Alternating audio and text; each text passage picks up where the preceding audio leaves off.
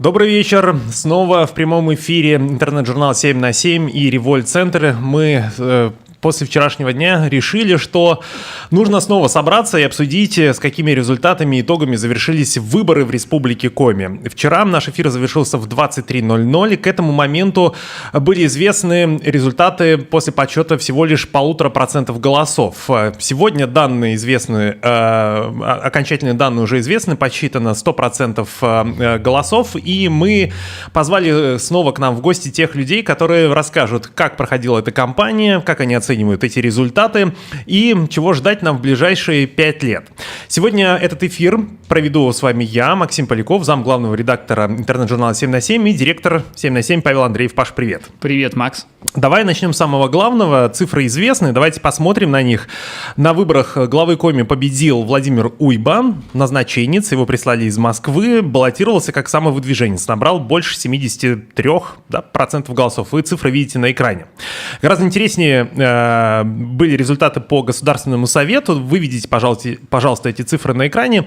Что известно к данной минуте? У единороссов до этого было 26 из 30 мандатов, осталось 20, да, по-моему, или 21. То есть цифры могут, насколько я не знаю, то ли могут поменяться, то ли поменяются. О чем это говорит, Паша? Вот то, что количество мандатов уменьшилось у Единой России. Как ты это оцениваешь?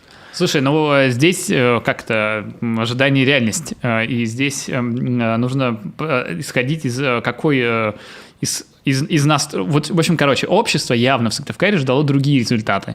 И если мы сейчас смотрим посты разных участников выборов, они говорят, скорее всего, там, о некотором проигрыше такого некоторого, получается, оппозиции на этих выборах, потому что все ждали и смену губернатора, когда выдвигался Михайлов, все ждали тотальный проигрыш Единой России, когда выдвигалась большая такая толпа людей на выборах. Но лично мне кажется, эти выборы показали, что ни в какой из компаний не нужно рассчитывать на чудо. Чудом не меняются ни губернаторы, ни депутаты. И это просто показало, что насколько люди смогли консолидировать ресурсы и качественно провести кампанию, такие результаты они и получили. Потому что, да, действительно, мы, в общем... Единая Россия, понимая, что нужно спасаться от общественных некоторого настроя и запроса на перемены, просто вбухало очень много ресурсов, а, к сожалению, некоторые оппозиционные силы там столько ресурсов собрать вокруг себя не смогли. Это интересно, потому что, действительно, мне кажется, что и административного ресурса было больше на этих выборах, и денег со стороны Единой России было больше, а результаты не получили меньше. Здесь, мне кажется, важная деталь. Вот Госсовет формируется двумя списками. Первый список — это одномандатники, то есть люди голосуют за конкретного человека. 15 человек из 30. И еще 15 выбираются вот как представители партии. По одномандатным округам Единая Россия получила 14 из 15 мест. И всего лишь одно в Ижемском районе выиграл представитель КПРФ Николай Братенков. Но у Николая репутация, он долгое время занимается экологическими вопросами, был руководителем, собственно, администрации района. Конкурентов, сильных конкурентов у Николая не было. А вот по партийным спискам Единая Россия получила 6, судя по всему, 6 мандатов, а дальше КПРФ, ЛДПР, Справедливая Россия, Зеленая... То есть люди перестали верить Единой России, и это явный тренд. Они голосовали, скажем так, если не за, то против.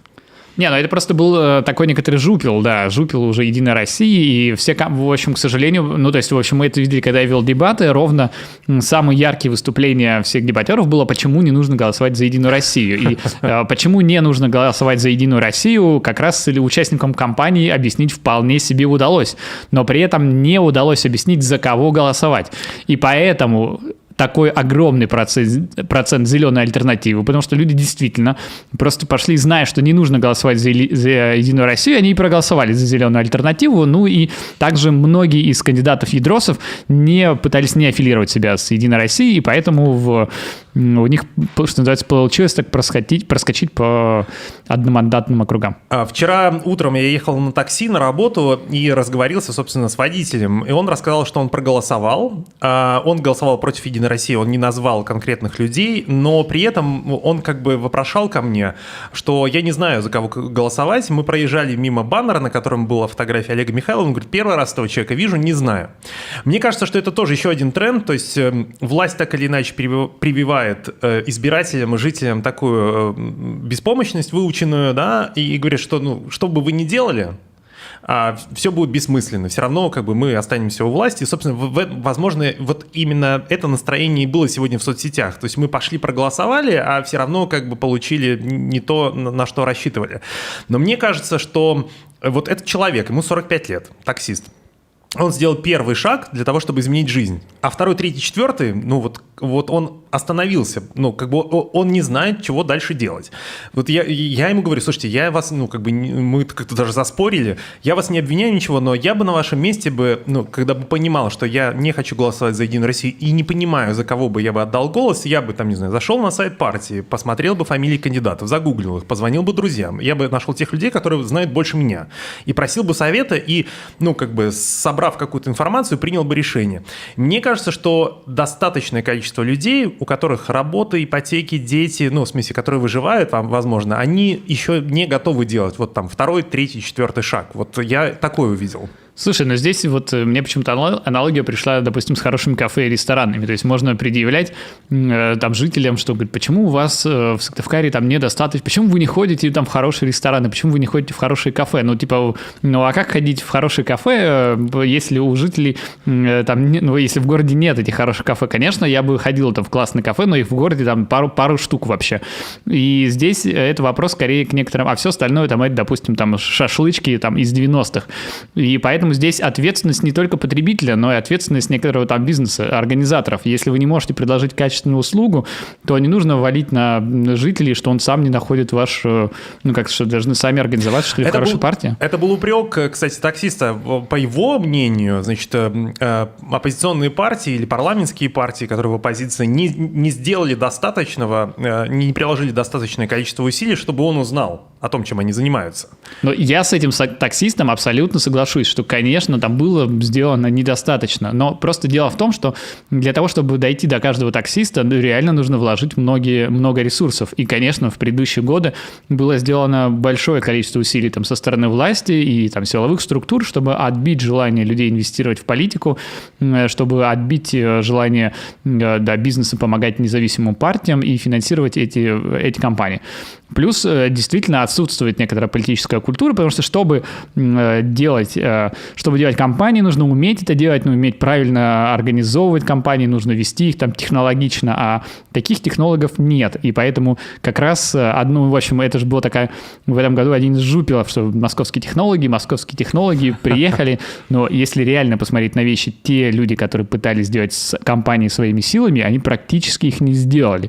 И поэтому, мне кажется, у нас сегодня будет интересный эфир, что мы в том числе поговорим с теми, кто не был лицом этих компаний, а тех, кто работал внутри компании и устраивал нам, получается, делал компании, собственно говоря, с технологами и с теми, кто обеспечивал результат. Наш эфир сегодня планируется до 22:00. Если у вас есть вопросы, вы можете присылать их в комментариях к трансляции в Фейсбуке, ВКонтакте и на Ютубе, и мы самые интересные вопросы озвучим. Мы ожидаем, что к нам в гости придет очень много интересных людей. Те, кто не сможет до нас добраться, вот тем мы позвоним. Кстати, первый гость уже пришел. Я попрошу сейчас включить видео. Сегодня уже избранный глава Республики Коми Владимир Уйба обратился к жителям, поблагодарил за поддержку. Как это было? Мы сейчас с вами посмотрим, а потом в эфире появится первый гость.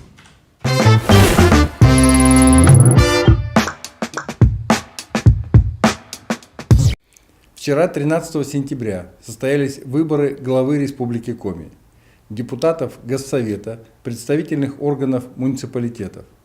Спасибо всем, кто пришел на избирательные участки и выразил свою позицию. Также хочу поблагодарить всех тех, кто поддержал мою кандидатуру. Спасибо вам огромное. Сделаю все для того, чтобы оправдать ваше доверие.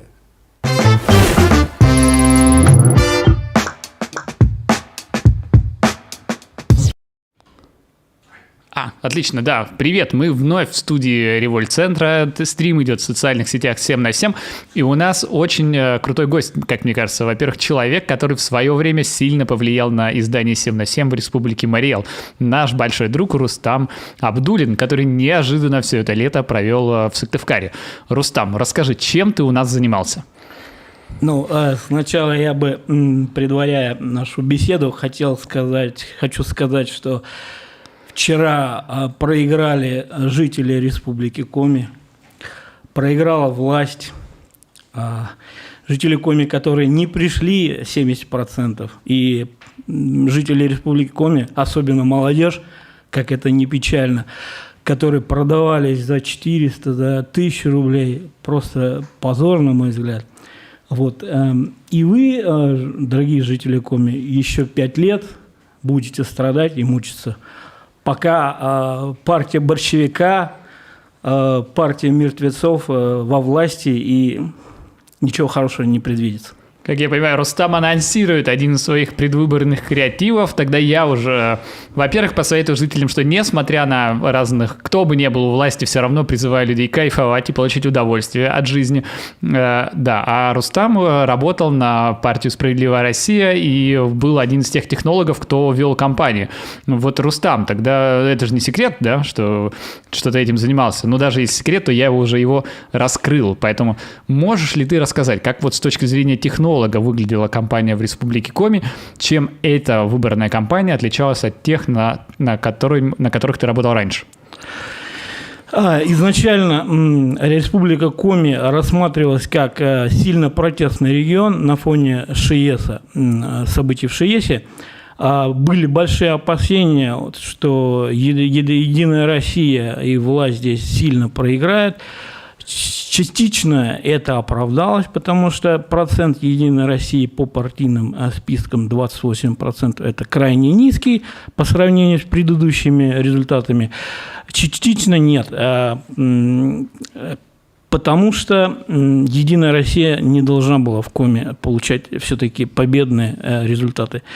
Что я могу сказать? Особенности. Конечно, очень жалко, что жителям Республики Коми не дали избрать своего главу, как жители Республики Коми.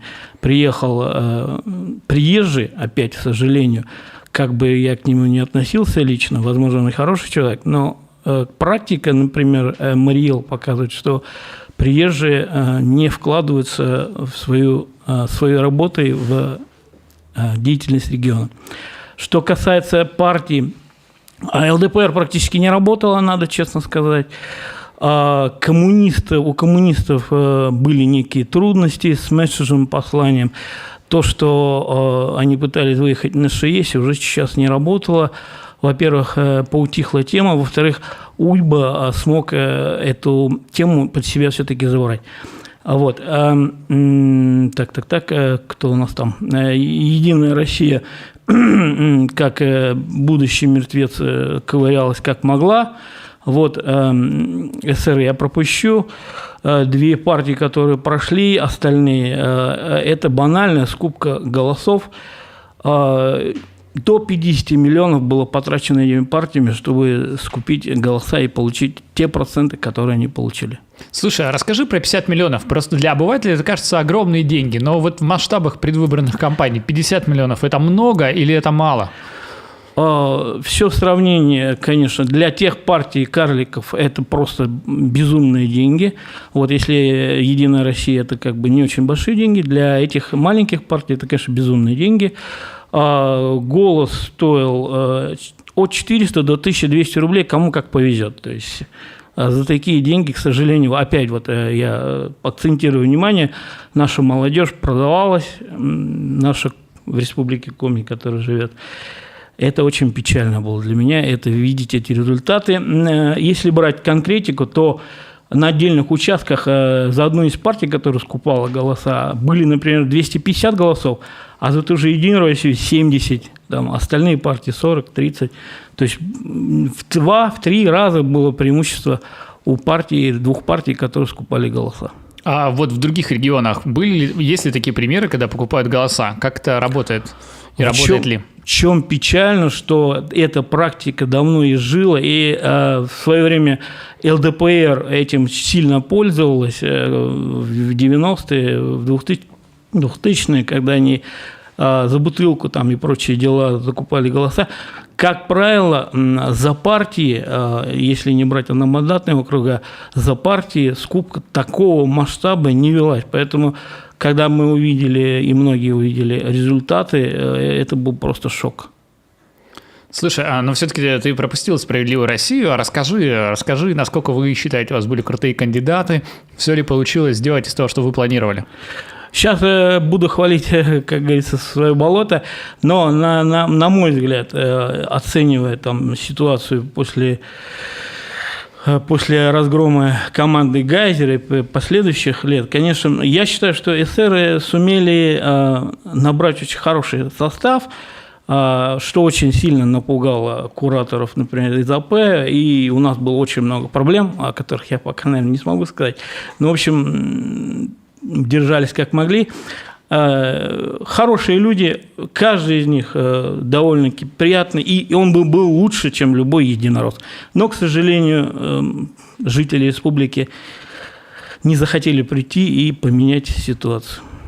А почему, вот расскажи про ваш креатив с партией борщевиков и борьбой с партией борщевиков. В общем, почему борщевик стал символом вашей кампании? Я когда проехался по республике Коми, я был шокирован, потому что я знал о проблеме борщевика, но я не знал, что действительно это огромная проблема, когда там целые поля стоят, заросший этим борщевиком. Есть такой рассказ фантастический «День трифидов», когда эти растения начинают поглощать цивилизацию человечества, такие же подобные. Вот. И я вижу, что тут тоже такое происходит, и это происходит благодаря «Единой России». Именно при попустительстве, преступном попустительстве партии «Единая Россия» и власти, она вместе с ней, которая творит эти дела, борщевик растет, и, к сожалению, из-за того, что жители республики Коми не пришли на выборы, борщевик будет дальше развиваться. Скажи, а что ты думаешь про умное голосование Навального, и играло ли оно хоть какую-то роль на выборах Республики Коми? Нет, на выборах Республики Коми не сыграло никакой роли. Причины банально не раскрутили, молодежь не пошла.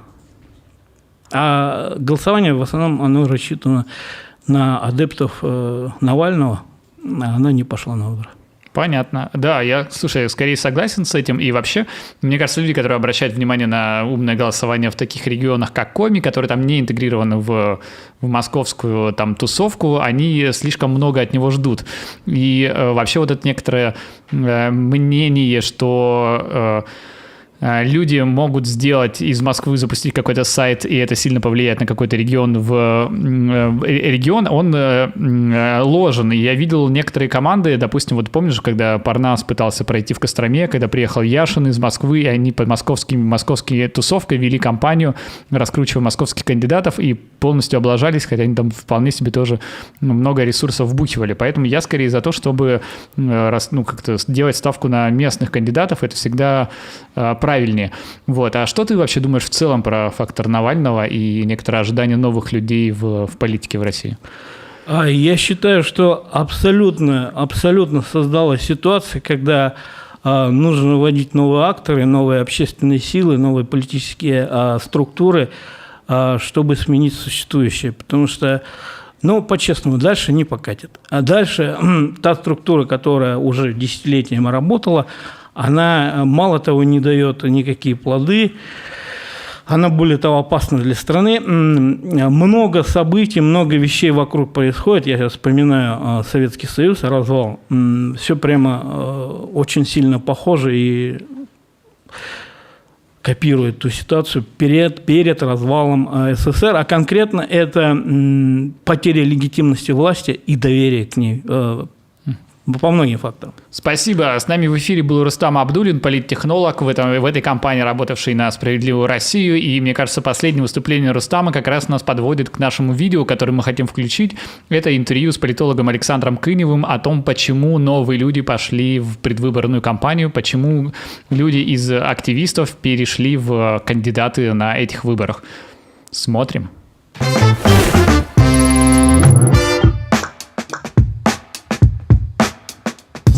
Это не только в Коми, это общероссийская тенденция.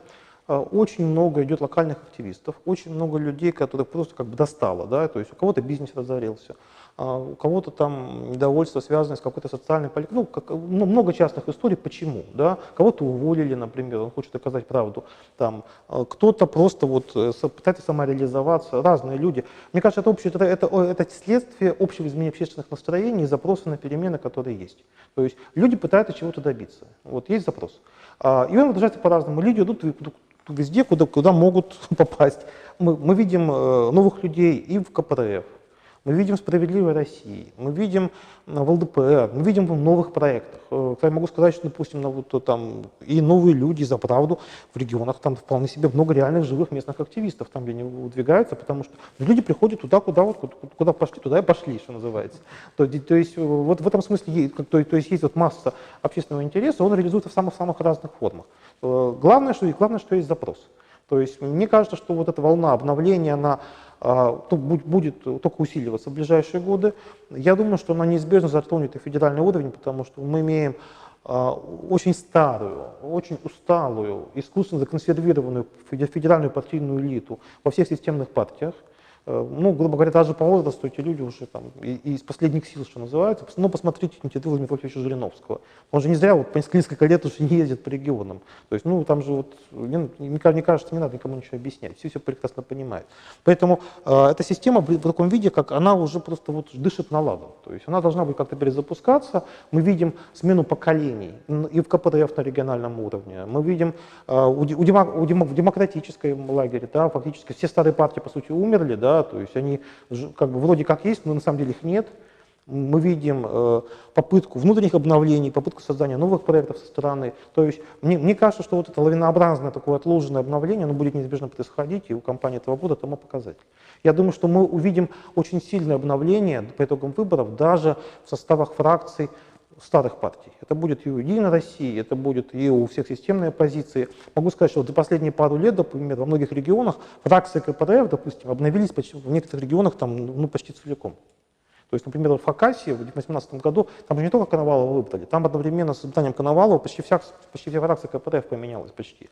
Такая же история была во Владимирской области, в Ивановской там, и так далее.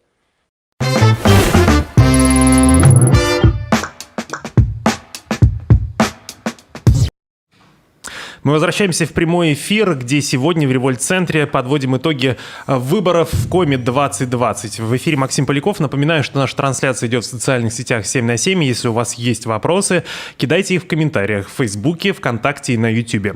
Представляю нашего следующего гостя. Это член избирательной комиссии Республики Коми от КПРФ Андрей Никулин. Приветствую. Добрый вечер. Который вчера, насколько я знаю, ездил по участкам, если вдруг от кого-то, от наблюдателей поступали жалобы, или они сообщали, что есть подозрение о, скажем так, либо фальсификациях, либо нарушениях. Расскажи, что вы вчера увидели во время, собственно, этих рейдов, и какие данные, какая информация поступала к вам как мобильной группе? На самом деле, действительно, задача мобильной группы наблюдателей – это оперативно реагировать на жалобы, сомнения, вопросы, которые возникают у наблюдателей или членов комиссии с правом совещательного голоса непосредственно на избирательных участках, но зачастую таких вопросов просто не возникает, и поэтому мобильная группа наблюдателей просто планомерно объезжает все участковые комиссии, закрепленные за ней территориально, и занимается, что называется, таким ситуативным наблюдением, проверкой избирательной документации участковой избирательной комиссией, и, соответственно, оценка хода голосования, стенда, в общем, все на предмет соответствия требованиям законодательства.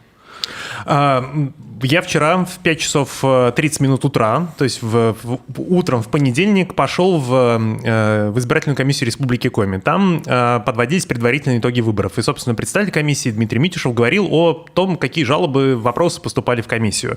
Меня заинтересовало, собственно, 2 жалобы и 2 вопроса. Я знаю, что ты в курсе, собственно, как происходили события, хочу, чтобы ты их прокомментировал. Первое связано с так называемым сейф-пакетом. Там, это то есть обычный пакет, где хранились бюллетени людей, которые проголосовали в пятницу и в субботу. На одном из участков он был, скажем так, поврежден, порван, непонятно, да, то есть там как бы можно было фактически положить, достать что-то из этого сейф-пакета. По словам Митюшева, в сам сейф-пакет влазит, может поместиться небольшое количество бюллетеней. А члены комиссии, его объяснение таково, члены комиссии положили туда, там, не знаю, там много-много. И он просто как бы лопнул, порвался.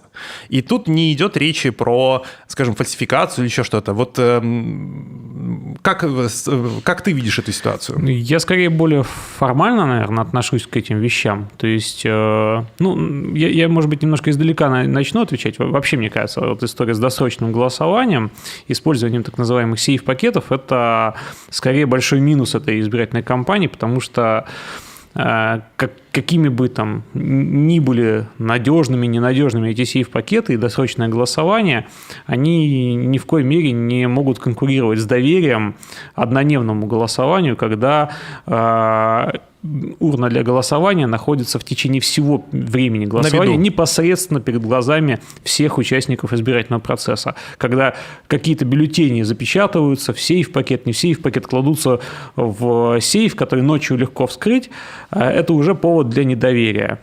И мне трудно говорить, что вскрывались эти сейф-пакеты или нет, но опять-таки, возвращаясь к формальной стороне вопроса, что если есть хотя бы малейшие сомнения в том, что этот сейф-пакет вскрывался, умышленно, неумышленно, то признавать результаты голосования с помощью бюллетеней, которые находились в таком сейф-пакете, безусловно, нельзя.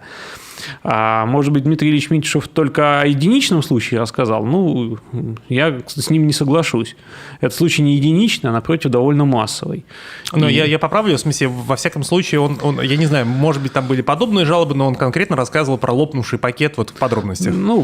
Про лопнувший пакет в подробностях, но как минимум там я таких видел, лопнувших пакета 2, которые участковая комиссия вместо того, чтобы запечатать в новый сейф-пакет, то есть он же лопнул в момент упаковывания, они просто решили сэкономить и просто обмотать всю эту историю скотчем, прилепить бумажку «опечатано» и положить это в сейф, а может быть и не в сейф. Где-то сейфов не было, где-то просто клали в шкаф. И, безусловно, там такие итоги голосования нельзя признать вообще действительными с использованием такого хранения, потому что неизвестно, то есть сейф-пакет с точки зрения Дмитрия Ильича Митишева, он заключается в том, что его нельзя вскрыть. К сожалению, качество этих сейф-пакетов оставляет желать лучшего. И я бы не был уверен, что их вообще нельзя вскрыть, не оставляя следов. Ладно, поверим ему на слово, что сейф-пакеты высокого качества их. И раз уж они лопнули, и из них можно извлекать бюллетени просто так, то уж точно запечатывание в скотч противоречит порядку, утвержденному Центральной избирательной комиссией. А раз так, то и голосование не совсем легитимно.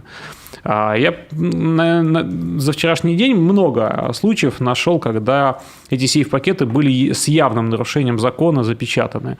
Мало того, что вот эти лопнувшие сейф-пакеты, на одном из участковых комиссий лопнувший сейф-пакет в полном объеме, это 24-я участковая комиссия, здесь недалеко от револьт-центра, в здании технологического лицея располагается, она в полном объеме признала весь сейф-пакет лопнувший. Все бюллетени там недействительными, их там действительно было много, поскольку он лопнул, потому что их, видимо, много запихивали. И, кстати говоря, результаты голосования на этой участковой комиссии – это полная безоговорочная победа КПРФ на выборах, и даже одномандатник от КПРФ на этой участковой комиссии безоговорочно победил. Я напомню, что мы беседуем с Андреем Никулиным, членом избирательной комиссии Коми от КПРФ. Вчера вечером он следил за подсчетом голосов и реагировал в течение дня на те жалобы или вопросы, которые поступали. Андрей, второй вопрос, который описывал Дмитрий Митишев, председатель избиркома Коми, о том, что в Эжве было обнаружено какое-то количество бюллетеней, по словам наблюдателя, который ему сказал, он говорит, я не видел фотографии пока, но вот есть только на словах, описание, что в некоторых бюллетенях, где галочка была проставлена за кандидата Василевич, вот в остальных галочках были черточки проставлены. Таких бюллетеней, там, не знаю, 50. И возник вопрос о том, что намеренно это было сделано, не намеренно, это какая-то акция. Мы разбираемся. Вот что тебе известно вот про этот случай? Мне об этом известно, опять-таки, потому что я всю вчерашнюю ночь провел на территории территориальной комиссии Эжинского района Сыктывкара и объездил все участки. Я был и на этом участке, где возникла такая проблема. Кажется, 98-я участковая избирательная комиссия. Я не берусь сказать, что все там 50 бюллетеней были именно таким способом испорчены. В любом случае, в отсутствие доверия ночному хранению сейф-пакетов, оно позволяет нам говорить о том, что с ними могли совершаться какие угодно манипуляции. Тем более, что в ночь с субботы на воскресенье именно по эжинским участковым комиссиям было много вопросов, что там очень много хождений по территории участка для голосования именно в районе 11 часов вечера. Открываются сейфы, оттуда достаются книги избирателей, то есть какие-то манипуляции там вполне себе совершались. И ничего внятного на это ни участковые комиссии, ни территориальная комиссия ответить не смогли. И в этом смысле вопросы остаются, но с точки зрения права, конечно же, там, доказать, что вот этот там способ порчи бюллетеней это была какая-то акция фальсификаторов, я не смогу. И никто не сможет этого доказать, поэтому в известной степени это бесперспективно. Я призываю присылать свои вопросы. У нас уже есть 2 вопроса, но я их задам Андрею чуть-чуть попозже. Андрей, скажи, каково твое доверие, в принципе, к избирательной комиссии Республики Коми, к тому, как организован выборный процесс, выросло ли оно, больше ли оно по сравнению с тем, когда избиркомом руководила Елена Шабрашина во времена Торлопова-Гайзера? Как ты оцениваешь, собственно, прозрачность самой процедуры? Что ты увидел вчера? Мне очень трудно сравнивать, как работала избирательная комиссия 10 лет назад, потому что я не был частью этой избирательной системы. Но если взглядывать со стороны, то, конечно же, нынешняя избирательная комиссия Республики Коми заслуживает доверия. Скажем так, большего доверия, чем это было тогда. В конечном итоге ни разу за деятельность нынешнего созыва избирательной комиссии Республики Коми не было случаев переписывания протоколов на выборах, хотя мы уже прошли несколько выборных кампаний. Зато мы знаем, что в прежние годы такие явления случались. С точки зрения прозрачности, многие ругают Дмитрия Ильича Митишева, и я ругаю в первую очередь, я с ним сужусь, иногда даже пишу на него заявление в прокуратуру. Это рабочий процесс. Но в то же время я должен сказать, что он, в отличие от некоторых других членов избирательной комиссии Республики Коми, старается демонстрировать максимально, насколько это возможно, в его ситуации открытость. Приведу конкретный пример. Мы в пятницу, буквально накануне старта голосования, поставили вопрос о ручном пересчете бюллетеней в комплексах обработки бюллетеней. Так называемые КАИБы. Да. Для цели, исключительно с контрольной целью, чтобы понять, что КАИБы у нас считают честно, они запрограммированы на какой-то заведомо нехороший результат. Приписать кому-нибудь чего-нибудь. Да. И надо сказать, что избирательная комиссия сначала, наше предложение, кстати, оно полностью основано на нормах действующего законодательства, восприняла в штыки, и говорил, зачем это надо, и так все устали, выборы сложные, большие, но мы говорим о том, что демократия – это прежде всего процедуры, и к процедурам надо предъявлять самые высокие требования, и если процедура позволяет нам провести такой контрольный пересчет, то почему бы его не сделать? В конечном итоге мы нашли компромисс, что одна участковая комиссия пересчитала в Эжинском районе полностью свой КАИБ, и одна участковая комиссия на территории Тик-Сыктывкара пересчитала полностью свой КАИБ. Данные сошлись, и в этом смысле открытость, которую продемонстрировал Митишев, это исключительно была его инициатива, то есть наше предложение было отклонено, но он сказал, давайте компромисс, пусть не 3 комиссии будем пересчитывать, а 1, но мы определим ее в результате жеребьевки. То есть в этом смысле здравый смысл восторжествовал, потому что я прямо ему на заседании комиссии сказал, что если мы этого не сделаем и при этом откажемся от инициативы ручного пересчета, мы, значит, всем дадим сигнал, что самые негативные подозрения в отношении деятельности КАИБов, они являются правдой. А там, где не стесняются открываться, значит, нечего скрывать. У нас остается буквально 4-5 минут. Давай блиц, 3 вопроса от наших читателей и зрителей. Значит, Андрей Корнилов спрашивает, считаешь ли ты, что нужно вернуться к однодневному формату голосования? Безусловно. В этом нет никаких сомнений, и мы еще на старте кампании говорили о том, что вот это 3-дневное голосование, оно все испортит и доверие подорвет. И у меня нет никаких никаких сомнений, что если бы не было вот этого голосования, так называемого досрочного голосования, результаты выборов были бы совершенно другими. У меня нет в этом сомнений. Вопрос 2 от Станислава Остапенко. В чем задача мобильной группы реагирования на нарушения во время голосования? Какие санкции применяются или могут быть применены к избирательной комиссии? Дело в том, что зачастую наблюдатель может растеряться на участке и не понять, что происходит что-то не то. И в этом смысле любой сигнал его, что с его точки зрения что-то идет подозрительное, например, очередь подозрительных людей за получением бюллетеней для голосования, или нетрезвые люди, которые пришли голосовать, или какая-то нехорошая возня членов участковой комиссии, связанная с тем, что они заполняют книги избирателей. Она требует напора и очень решительных действий.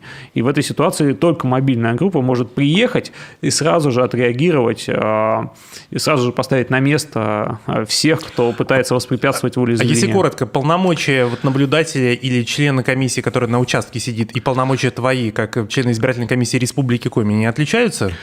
Они, конечно же, отличаются. Но я имею в виду приоритет, то есть как бы тебя слушают больше, чем вот... Мои полномочия такие, что я вчера приходил конкретно на участке и просто останавливал, можно сказать, процесс, и говорил, сейчас начинается заседание комиссии, и я ставлю вопрос на голосование. Я вношу в повестку дня вашей участковой комиссии вопрос, и вы сейчас же его разрешаете. Просто с моего голоса, потому что я член вышестоящей комиссии. Помимо этого, я, естественно, отсматриваю любую документацию, и мне никто не может сказать, вы это не смотрите, отойдите в сторону. Последний вопрос, минута до конца. В чем причина пассивности электората, как считаешь? Это вопрос от Андрея Корнилова. Пишите свои вопросы к нам в комментариях. Я считаю, что было не самое лучшее информирование о голосовании. Я считаю, что сама по себе избирательная кампания участниками избирательного процесса велась не очень активно. Не так много было информационных поводов, чтобы люди это обсуждали, спорили, и, значит, в значительной степени там не пришли. Ну и плюс ко всему это сезонность, это лето. Любая летняя кампания, она скорее менее интересна избирателям, чем, например, проходящая зимой. Ну и, наверное, разочарованность. Люди не доверяют ни выборам, и люди устали обманываться в той власти, которую избирают на выборах, и поэтому решили, что проще просто не ходить на выборы, чем просто снова избрать тех людей, которые их обманули или обманут. Спасибо огромное, что пришел. Напомню, что у нас в гостях был член избирательной комиссии от Республики Коми от КПРФ Андрей Никулин. До свидания. Да, спасибо вам. Ну а прямо сейчас, подожди, Андрей, прямо сейчас я предлагаю нашим зрителям посмотреть очень забавный ролик. Мы все знаем, что Владимир Уйба выдвигался на выборы главы республики как самовыдвиженец. Но вот до его приезда региональный закон запрещал самовыдвиженцам участвовать в выборах главы. Что сделал Уйба? Он решил этот закон переписать и внес в Государственный совет, собственно, поправки. Некоторые члены парламента сказали, что им документ пришел буквально тем утром, 1,5 часа, они не успели с ним ознакомиться, к чему такая спешка. И вот в этот момент в Госсовете началась перепалка, если так можно сказать. Люди начали спорить, и председатель парламента, Надежда Дорофеева, немного растерялась. И чтобы погасить эту перепалку, и чтобы проголосовать так, как нужно Единой России, ее заместитель Александр Макаренко вдруг начал ей подсказывать полушепотом: давай ставь вопрос на голосование, на голосование, на голосование. Это очень забавное видео, он повторил эту фразу 11 раз, но в итоге поправки были приняты. Я, попрошу включить этот ролик, вы оцените, какая атмосфера царила в тот день в парламенте.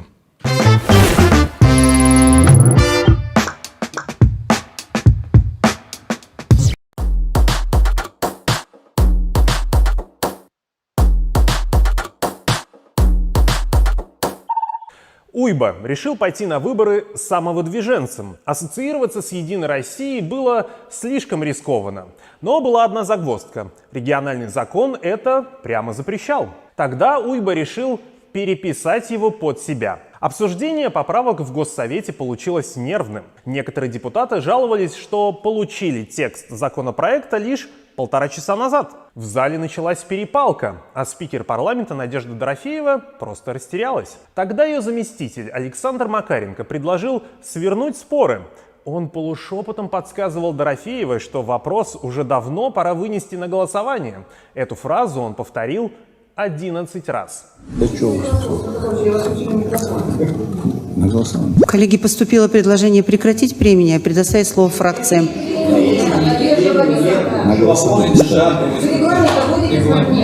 Да мы... Вы еще не дошли до этого. Татьяна Алексеевна, вы дискутируете, вы уже не вопрос даете, снять дискуссию. 46. Прошу поставить на голосование. Ну и непонятно, ну спросили, вам ответили. Голосуйте, как вы будете голосовать. Начинается. Коллеги определяются. Не голосуйте, пожалуйста. Прошу поставить на голосование. Прекратить премию. Перейти голосование. Предложение же я не знаю. Ставьте на голосование. Ну, хорошо, держитесь. На голосование. Коллеги, поступило предложение прекратить прения и поставить на голосование. У нас еще вопросы докладчику. Ставлю на голосование. Ставлю на голосование. Да. Ставлю на голосование. Озвучьте предложение.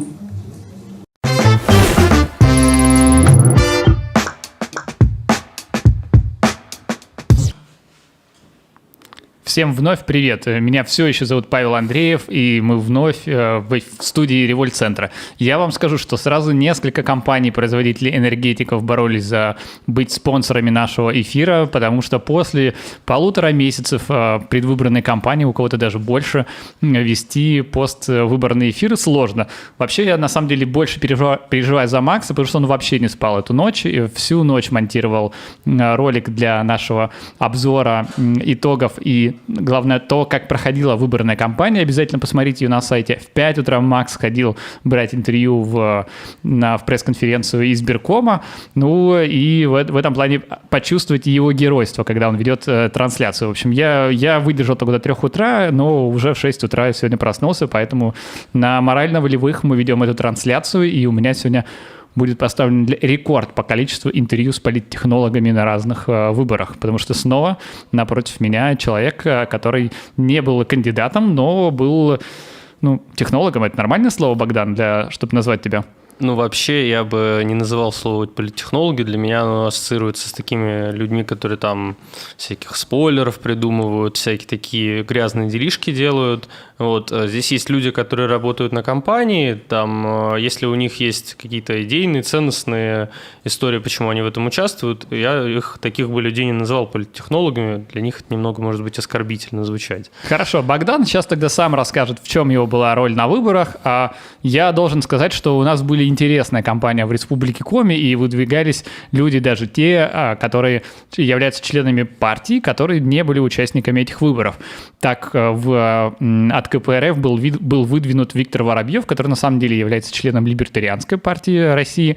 Он шел по спискам по Эжви, и Богдан работал в штабе Виктора Воробьева, и сам Богдан при этом из Петербурга. И, Богдан, расскажи, пожалуйста, как ты из Петербурга оказался в Сыктывкаре, и какие у тебя впечатления от Эжвы и особенно от района Строитель?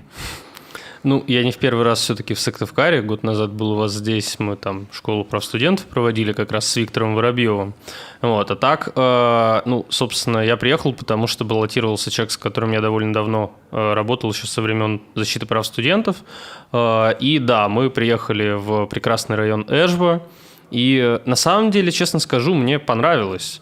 Нам провели экскурсию по Эжве, там есть на что посмотреть. В Эжве живут хорошие, на самом деле, люди, у меня к ним даже какие-то теплые чувства проявились за время кампании, да. И единственное, что скажу, что вот честно, я лично все-таки до Строителя сам не дошел, но наши ребята рассказывали, как им там на самом деле было интересно общаться с людьми, да. Это очень сильно не похоже на город, в котором живу я, то бишь это не Петербург, очевидно, но мне кажется, что вот как раз для таких людей, как я, для там петербуржцев, жителей таких больших городов, это такая важная прививка о том, как живет на самом деле страна. Если не приезжать вообще в регионы, можно немного не понимать страну, и вот мне в этом плане было очень интересно, и мне, в принципе, нравится та повестка, с которой мы шли на эти выборы, которая говорит о том, что нужно больше оставлять денег и власти на местах, потому что должны решать люди, а не должна решать столица. Вот. И мы, собственно, и в Эжве шли с точно такой же идеей того, что местное самоуправление должно быть ближе к людям, в том числе должны быть районные муниципалитеты, а не только городские. И у нас основной месседж, на самом деле, нашей компании был построен вокруг того, что в Эжве тоже должен быть муниципалитет, и эжвинцы, которые живут немного как бы обособленно, должны иметь свое самоуправление. Там не нужно доводить это до абсурда, как в Петербурге, где у нас 111 муниципальных образований, многие жители которых не знают, как они называются, но жители Эжвы знают, как они называются, у них повсюду написано Эжва, хотя это Эжвинский район с точки зрения официальной. Вот. И мы шли с этой простой мыслью: местное самоуправление, деньги ближе к людям и так далее. Мне это очень импонирует. А как, вот скажи, а как диалоги с жителями и избирателями Эжвы, чем они отличаются от диалогов с избирателями Петербурга? Да на самом деле, в Петербурге живет более такое количество людей, кто там из такой, думают о чем-то таких, я бы сказал, как пирамиде Маслоу, условно. Здесь, в Эжве, тяжко живется людям, они живут, работают более-менее чаще всего на одном и том же месте, там довольно мало развлечений. Вот для меня большой, конечно, контраст, когда я смотрю на людей моего поколения и вижу, что мы, увы, к сожалению, находимся в разных культурных плоскостях с большинством молодежи Эжвы. Я много взаимодействовал с ребятами, которые учатся в техникуме, и я понимаю, что мы там в разных социальных сетях сидим даже. Там я почти не пользуюсь ВКонтакте для личной переписки, и мне на этой кампании пришлось прийти в ВКонтакт, в этом плане вернуться в него обратно, несмотря на все проблемы с безопасностью, потому что люди, например, не знают, что такое Telegram, и там не пользуются им, там у кого-то еще есть, может быть, WhatsApp, но, в общем, для меня это такой, вау, ничего себе, так бывает. Нет, действительно, ВКонтакте — это самая политизированная сеть. В Сыктывкаре Facebook так и не зашел у нас, никто там ничего не обсуждает, а ВКонтакте вполне себе жизнь, и да, там можно агитировать и обсуждать важные проблемы, и вот лично свой профиль ВКонтакте рекламирую. Мне кажется, там есть и... Сегодня я опубликовал пост про итоги выборов, и он уже набрал очень много репостов, больше сотни, мне кажется, под сотню там репостов точно, и 10 тысяч человек его уже прочитали. В общем, жизнь в Сыктывкаре общественно-политическая находится в ВКонтакте. А скажи, агитировать и убеждать проще кого? Вот тех людей, у кого все в жизни сложно, как в Эжве, потому что они понимают, что власть им что-то не додала, либо же это вполне себе состоявшиеся петербуржцы, проще поддаются агитации? Да не, мне кажется, на самом деле разницы никакой нет. Тут есть вопрос о том, о чем с людьми говорить. Есть люди, которые считают, что нужно приехать и говорить о каких-то вещах, о которых люди даже не думают, и в результате люди не будут вас слушать. Мы с эжвинцами говорили о том, что их действительно волнует. Их действительно волнует вопрос того, чтобы в Эжве оставались деньги от предприятия, как нам СЛПК, от СЛПК оставались деньги, чтобы они решали их проблемы и так далее. Это вполне себе понятная цель, и мы об этом с ними говорили. Там в Петербурге там чаще всего там, на региональном уровне поднимаются какие-то градозащитные вопросы, там застройки там, парков, скверов, там РПЦ забирает очередное здание в таком духе, а здесь людей волнует конкретный вопрос. И, если ты говоришь с людьми о том, что их действительно волнует, они с тобой разговаривают, и тут нет разницы между одним городом и другим городом, просто есть разница в повестке. Понятно. Скажи, а вот как тебе все-таки как сотруднику штаба, как тебе кандидат Василевич? Просто ли было убеждать людей, что нужно за нее голосовать? Мы агитировали в целом за большое количество кандидатов от КПРФ, потому что у нас, кроме, собственно, Марии, еще были кандидаты в городской совет по одномандатным округам. У нас был там нас собрал Виктор Воробьев, который баллотировался по списку. Люди нормально реагировали, мы агитировали в целом за команду. Мы говорили, что если вы хотите добиться изменений, нужно голосовать не за одного конкретного человека, не за один конкретный список, у вас будет много бюллетеней, и в них везде поддерживайте кандидатов от партии КПРФ, там, в том числе Марию Василевич, в том числе там, других кандидатов, которые шли в разных округах, в разных частях Эжвы и сопредельных частях в рамках этого округа. Да, спасибо, Богдан. Но мой вопрос про Васильевич был не случайный, потому что ровно она и будет нашим следующим гостем. Спасибо, Богдан, что поделился впечатлениями об Эжве. А сейчас, перед тем, как мы поменяем наших гостей, мы вам покажем снова в эфире. У нас будет Александр Кынев. Он поговорит про муниципальном фильтре и о том, какую роль муниципальный фильтр играет сейчас для того, чтобы не опустить независимых кандидатов. Смотрим очень умного человека.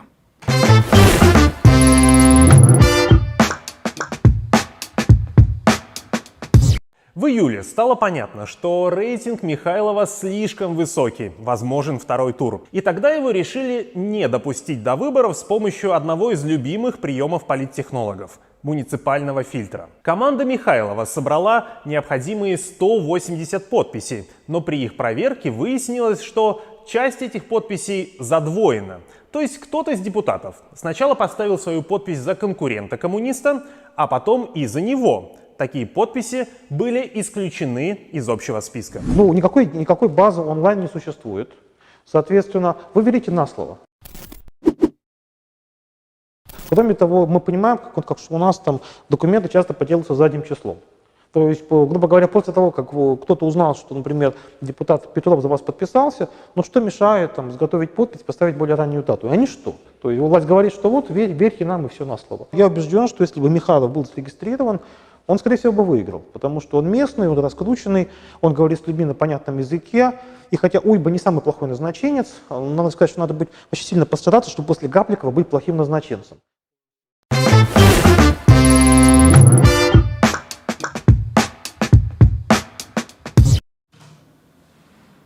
Как динамично у нас развивается эфир, и у нас в студии уже новый гость.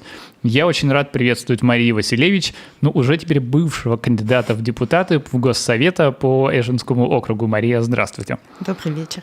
Мария, это ваши были первые выборы, насколько я знаю, и часто говорят, что политика – грязное дело. Вы из научной среды окунулись в эту сферу, и что вы теперь думаете про политику? Да, действительно, это были мои первые выборы. Они были для меня самой в чем-то неожиданными.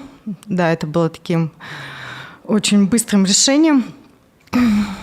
И действительно, я согласна с вами, политика – это грязное дело. Хорошо. А что самого грязного получилось в этот раз? И чем поливали именно вас? Вы знаете, я не скажу, что меня чем-то поливали особенно. Была какая-то небольшая критика на моей странице ВКонтакте, где я выкладывала какие-то свои посты. Этого у меня не было, так скажем. В принципе, ко мне нельзя было что-либо предъявить, поскольку я совершенно новый человек в политике, то есть у меня нету какой-то политической репутации. И, наверное, просто нечем было меня поливать вот так. А что грязного? Это, наверное, выборы, 3 дня голосования, которые я видела лично, поскольку пришлось лично наблюдать за работой некоторых избирательных участков.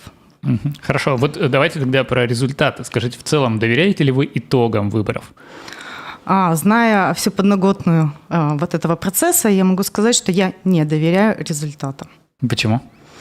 У меня для этого есть основания. Я была наблюдателем одном из участков в течение 2 дней.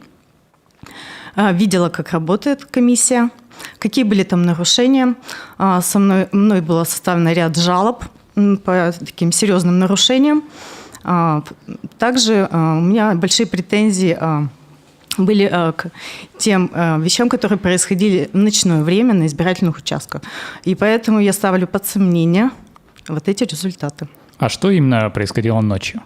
Ночью, когда все наблюдатели уходили, избирательные комиссии продолжали осуществлять непонятную работу.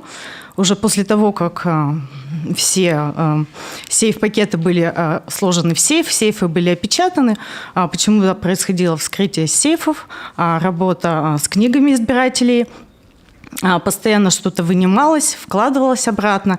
И это я видела своими глазами. Благо, была такая возможность на сайте, «Наш выбор». Вот была онлайн-трансляция, и лично мной было зафиксировано движение на 2 участках в Эжинском районе в 30-й школе. о чем было сообщено в дежурную часть, в полицию был сделан звонок, но, к сожалению, мой звонок ушел в пустоту. Также мной было написано обращение в региональную избирательную комиссию по данному случаю. Ответа я не получила, и я надеюсь все-таки, что мои обращения будут услышаны, и какие-то последуют решения по этому вопросу. Хорошо, а вот, насколько я знаю, в Эжве, на участках, где вы, получается, наблюдали эти нарушения, получается, во всех этих махинациях или потенциальных махинациях как-то приложил руку известный Всеволод Харунжий, который раньше возглавлял избирком. Вот как вы связываете ли эти потенциальные нарушения с его присутствием на участках? Всеволод Харунжий. Лично я не знакома. Можно понять, почему. Вот. Но знаете, когда эта персона, по некоторой информации, ходит рука об руку с членом территориальной избирательной комиссии, то это вызывает определенные вопросы.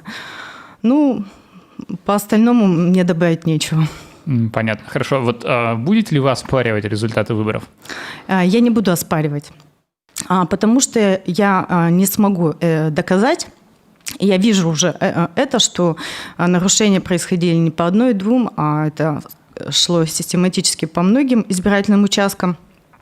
И в таком случае будет достаточно сложно по каждому участку доказать вот это. И не буду тратить свое время и силы на какие-то вещи, которые нецелесообразны. Вот. Я думаю, что мы должны продолжать работу в другом направлении. А будете ли вы тратить свое время и силы на участие в следующих предвыборных кампаниях? Я думаю, да. Только для этого мне, конечно, необходим опыт, определенная работа.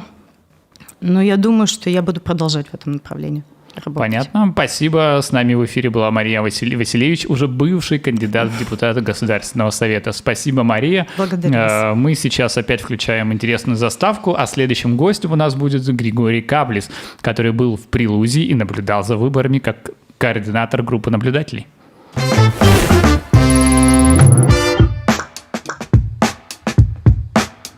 На протяжении последних недель мы много раз пытались связаться с членами партии «Единая Россия», чтобы получить их комментарии. Как они выстраивают свою программу, какие у них приоритетные направления, да вообще просто хоть что-то узнать. Но мы не смогли до них дозвониться. Судя по всему, у них есть негласная команда не общаться с прессой. У меня есть сотовый телефон Елены Шумиловой, она номер 3 в списке «Единой России». Давайте попробуем ей позвонить и хоть что-то узнать. Я поставлю телефон на громкую связь, и если Лена ответит, увидев мой телефон, то это будет хороший знак.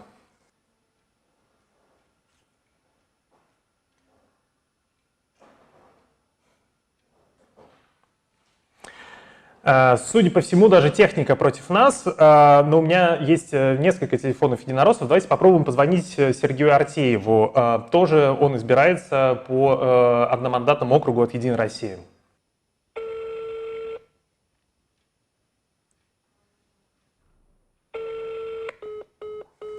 И вот такая ситуация продолжается на протяжении как минимум последних 4 недель. Как вы видите, единороссы не хотят общаться с прессой.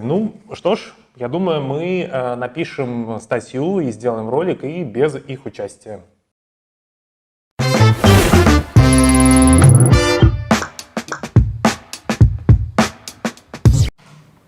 Мы работаем в прямом эфире. Меня зовут Максим Поляков. Трансляция 7/7 об итогах выборов в Республике Коми. Мы находимся в Револьт-центре. Напротив меня наш очередной гость. Это Григорий Каблис. Гриш, привет. Добрый вечер. Вчера ты работал в Прилузском районе. Да, вчера и позавчера. Да. Каков твой был статус? Почему Прилузский район? Прилузский район давно привлекал мое внимание, потому что там была всегда довольно высокая явка относительно Республики Коми. Там и в Сосногорске, и довольно высокий процент за провластных кандидатов и, в общем, за партию власти. А ты вчера был наблюдателем, ты был членом комиссии? Я был членом комиссии, территориальной избирательной комиссии Прилузского района, для того, чтобы иметь возможность присутствовать на любых участках в Прилузском районе. И я был не один, со мной была такая небольшая команда наблюдателей уже опытных. Они были членами комиссии, участковых избирательных комиссий. Мы обсуждали Мы обсуждали вчера то, что были разные жалобы или сигналы о возможных нарушениях или о подозрительных действиях. Было ли что-то похожее в Прилукском районе? В Прилукском районе, как мы поняли, из нашей вот этой поездки, применяется такое обходное голосование, когда выезжают прямо по списку, в деревнях такое бывает нередко, и просто едут и собирают голоса от всех. А люди, соответственно, зная, что такой выезд состоится, они не торопятся на избирательный участок, зная, что где-то возле них будет проезжать вот такая, значит, комиссия с открытым реестром, и там можно будет проголосовать. Это все незаконно, так не должно быть. И вот мы пытались эту ситуацию пресечь. Где-то удалось, где-то мы чуть опоздали. Я не понимаю, не это объясняет тем, что большие расстояния, что трудно... Как это оформлено по документам избиркома?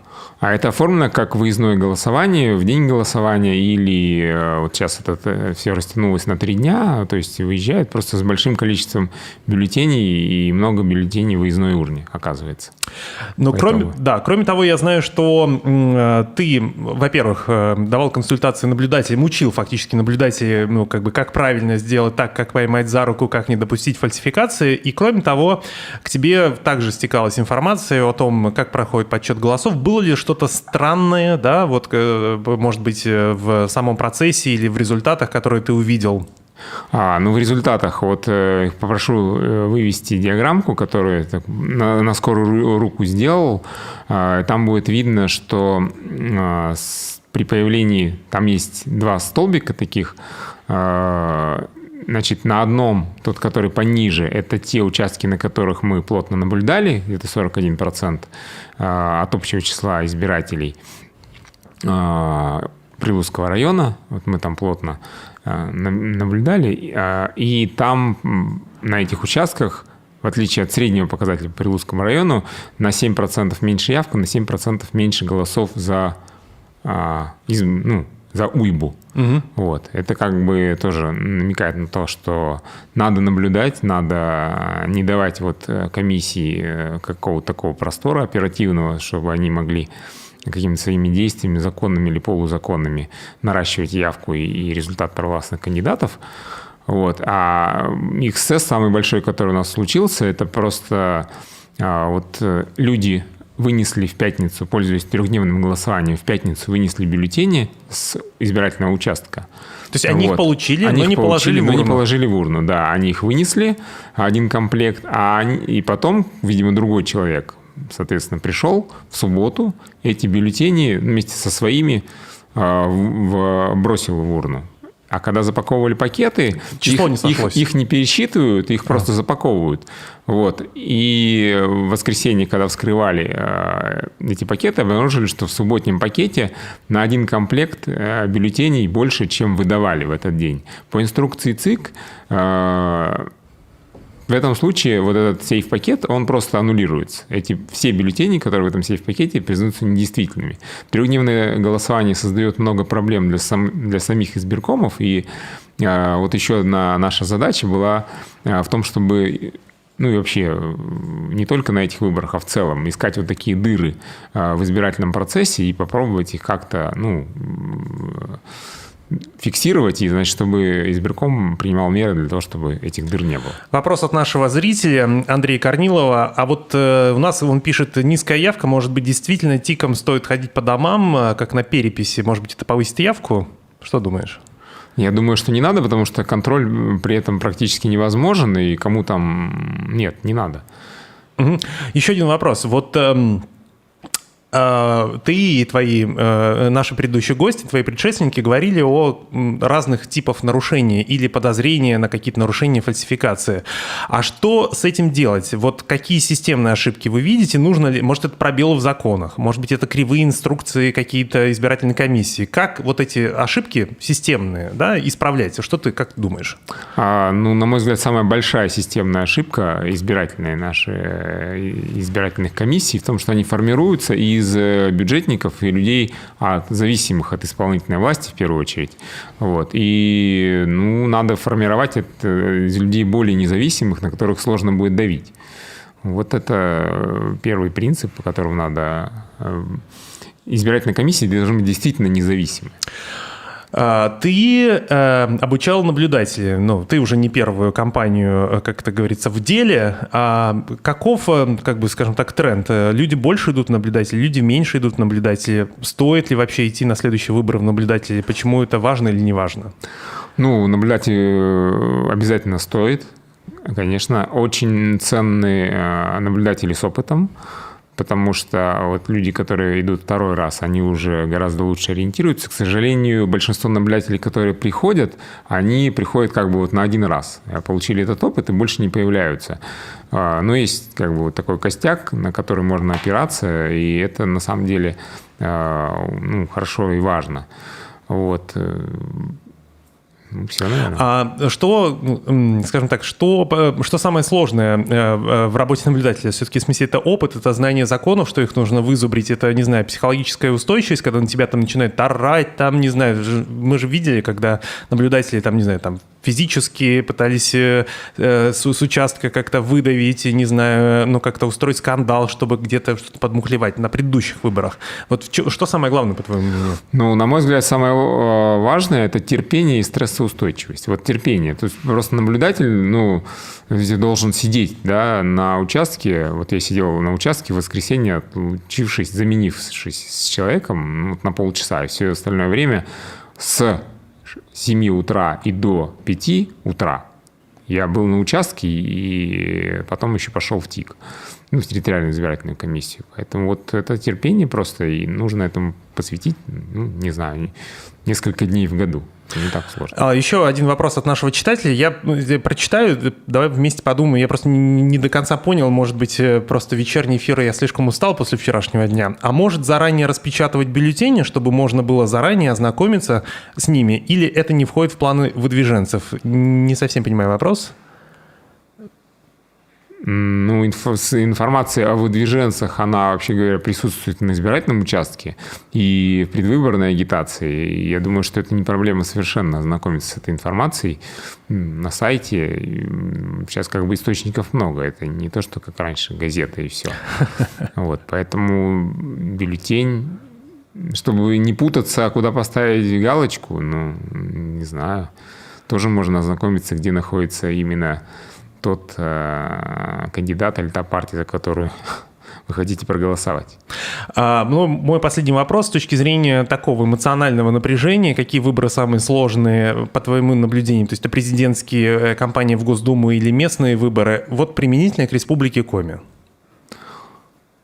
Ой, даже не скажу сразу. Ну, вот если по свежему впечатлению, то, конечно, эти были сложнее, потому что они были, ну, для меня они были 2 дня фактически, даже 2 суток, вот, учитывая дорогу туда-обратно. Вот эти вот, наверное, были самые сложные, и они еще сложны тем, что были какие-то большие надежды у людей, ну, что вот сейчас Единую Россию наконец-то подвинут, потому что и повышение пенсионного возраста, и этот ШИС, планы, и еще много-много вопросов, постоянные назначенцы, и казалось, что вот-вот цель близка, но вот низкая явка, значит, немножко так подорвала это все, и правильно расставлены акценты и технологии наших оппонентов. Понятно. Спасибо, Гриша, что нашел время и пришел к нам в гости. Я напомню, что мы беседовали с членом комиссии Прилузского района Григорием Каблисом, который наблюдал за выборами, а еще он на протяжении долгого времени учит наблюдателей быть хорошими наблюдателями. Да. Спасибо огромное. Мы сейчас посмотрим короткий ролик. В нем кандидат в Госсовет Коми от КПРФ Нина Ананина рассказывает, почему она пошла на выборы, почему важно теперь быть частью политического процесса.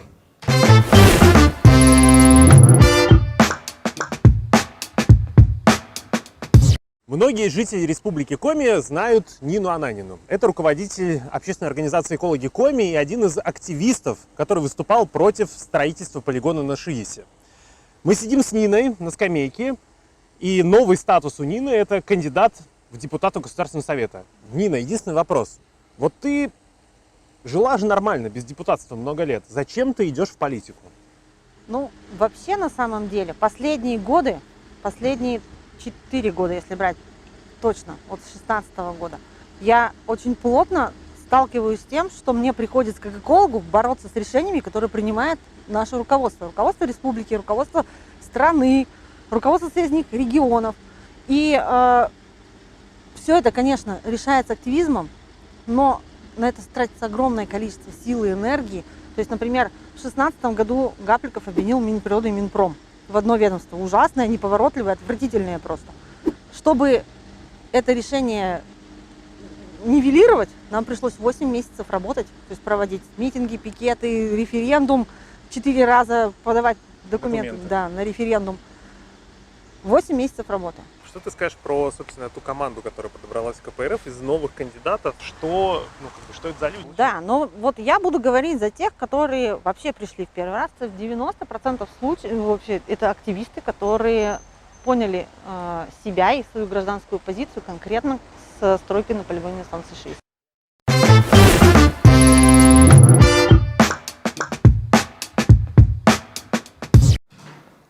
Мы снова в прямом эфире в студии Максим Поляков. Продолжаем обсуждать итоги выборов, которые закончились вчера. Напротив меня очередной гость, кандидат в Горсовет Сыктывкара Константин Мороков от ЛДПР. Баллотировались, все правильно говорю? Да. Слушайте, расскажите, как прошел вчерашний день, что вы успели увидеть интересного, необычного, странного, что привлекло ваше внимание? Ну, так-то, в принципе, все было нормально, пока они начали доставать сейф-пакеты. У меня один наблюдатель на одном участке заметил то, что на сейф-пакете не ее подпись стоит за 11 число. Вот обратили на это внимание. Нам, получается, сначала вообще даже не хотели эти подписи давать смотреть. Мы все-таки настояли, нам показали. Мы это дело сфотографировали. Я написал жалобу. На жалобу никто не отреагировал. Меня, наоборот, этот председатель участковой комиссии попросил полицейских вывести, чтобы я им не мешал.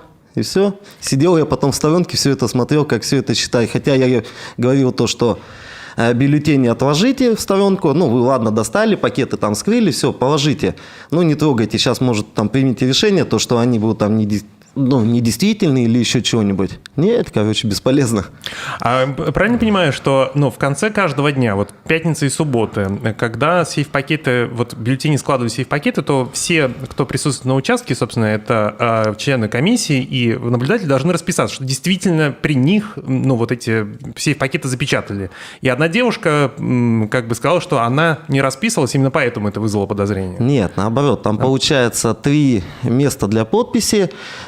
Вечером, когда упаковали, там подписывается секретарь, председатель и один из наблюдателей. Вот наблюдатель была моя девушка от ЛДПР. Она подписалась, но она знает, как она подписывается. И поэтому она свою подпись увидела, то, что... А кто-то переписал ее подпись, получается? Да. Она утверждает, что да. Но, естественно, у нас доказательств никаких нету, этих пакетов не сохранилось, я не знаю, где они. На жалобу никто не отреагировал, никакой вообще реакции не было. Почему, Константин, я знаю, что это ваша первая кампания, почему, собственно, вы решили баллотироваться? В чем ваша мотивация? Не знаю, действительно надоела вся эта ситуация, хочется все-таки что-то сделать хорошее для нашего города, поэтому в город и пошел.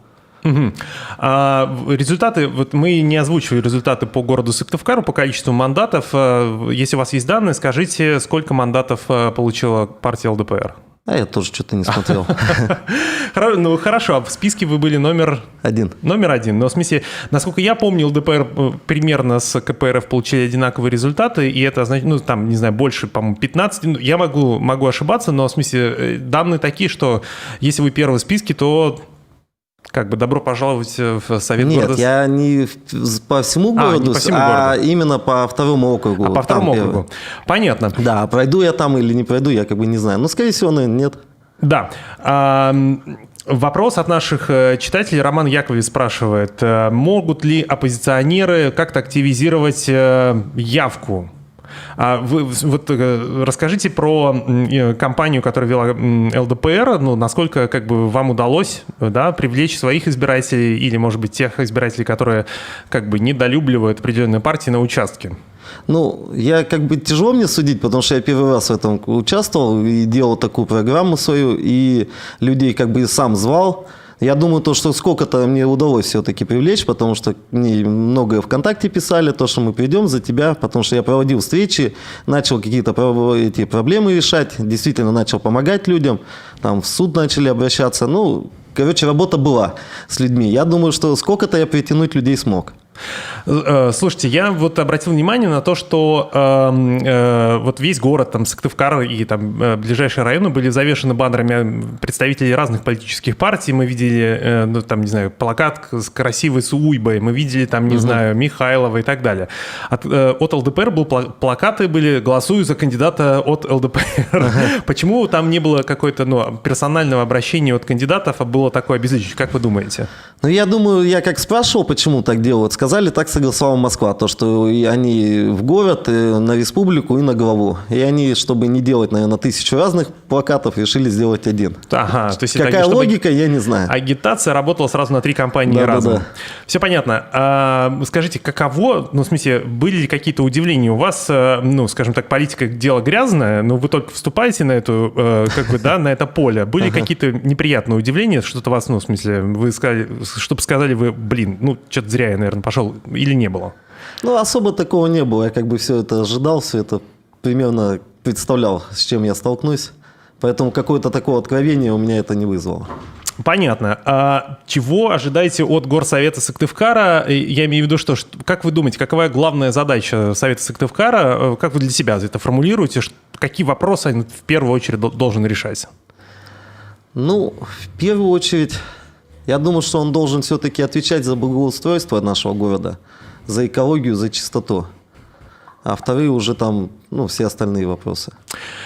Спасибо огромное, что нашли время. Наш эфир продолжается. 21:16 на часах. Мы планируем быть еще примерно 35-40 минут в эфире. Если у вас есть вопросы, пишите в комментариях в наших социальных сетях. Мы сейчас посмотрим небольшой ролик, небольшую перебивку, а потом у нас в гостях будет Виктор Вишневецкий, который баллотировался в Госсовет от КПРФ.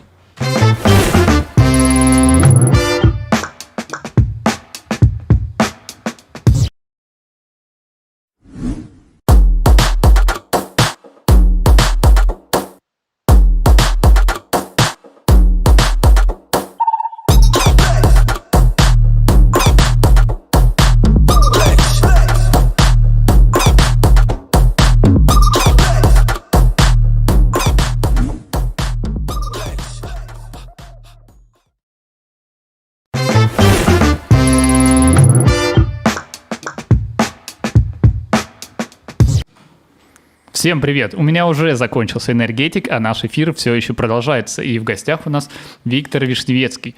Виктор, ты баллотировался не только по Госсовету, но и по Горсовету. И в итоге как ты оцениваешь эти выборы? Ты все-таки их выиграл или проиграл? Ну, по Госсовету однозначно проиграл, потому что не успел по многим причинам провести грамотно свою кампанию. Вот. А Горсовет, ну, общий результат примерно одинаковый. Что в Сыктывкаре в центре, что магистрально, что в ВЖВ. Ну, то есть, получается, список КПРФ прошел в Горсовет, и ты, получается, стал впервые в жизни, как я понимаю, депутатом Горсовета, да? Я так понимаю, что да. Ну, то есть, тебя поздравлять или сожалеть об итогах? Ты, в общем, как ты, доволен, недоволен? Ну, я недоволен, естественно, своим результатом. Я хотел гораздо больше, но ввиду причин объективных и субъективных так получилось. А как ты в целом оцениваешь результаты кампании? Потому что все-таки единороссов будет в этом Госсовете меньше, чем в прошлом, и оппозиция вроде бы должна быть довольна. Но я захожу в интернет и вижу кучу разочарованных постов. Ну, никому не понравилась эта избирательная кампания. Она, ну, явно считается нечестной, несправедливой. Поэтому что тут можно сказать? Михайлова не допустили как на главу Республики Коми как уже тут обсуждалось, муниципальным фильтром использования. Сама технология выборов действительно на очень таком уровне вандальном, я бы сказал, за счет АПМа сколько было разнесено. Все прекрасно знают про подкуп избирателей. Это уже прям уж, вот что пестрит, так это подкуп избирателей, когда видео, где молодые люди покупают голоса за 300, за 500, за 1000 рублей. И люди шли голосовать этими голосами. И как раз мы видим это в партии «Родина» и это в партии «Зеленая альтернатива». Это явно покупные голоса. За этих людей, которых не знает в Республике Коми, не могли так голосовать. Даже вот эта тройка, Максим Шугалей, который возглавляет, потом там один из УНФ, женщина, и Константин Басков. Они не могли столько набрать голосов. Это понятное дело, что это накрутка за счет покупательских голосов. Это однозначно, и это все знают. И я думаю, что в будущем мы будем видеть разоблачающие материалы про эту всю историю грязную.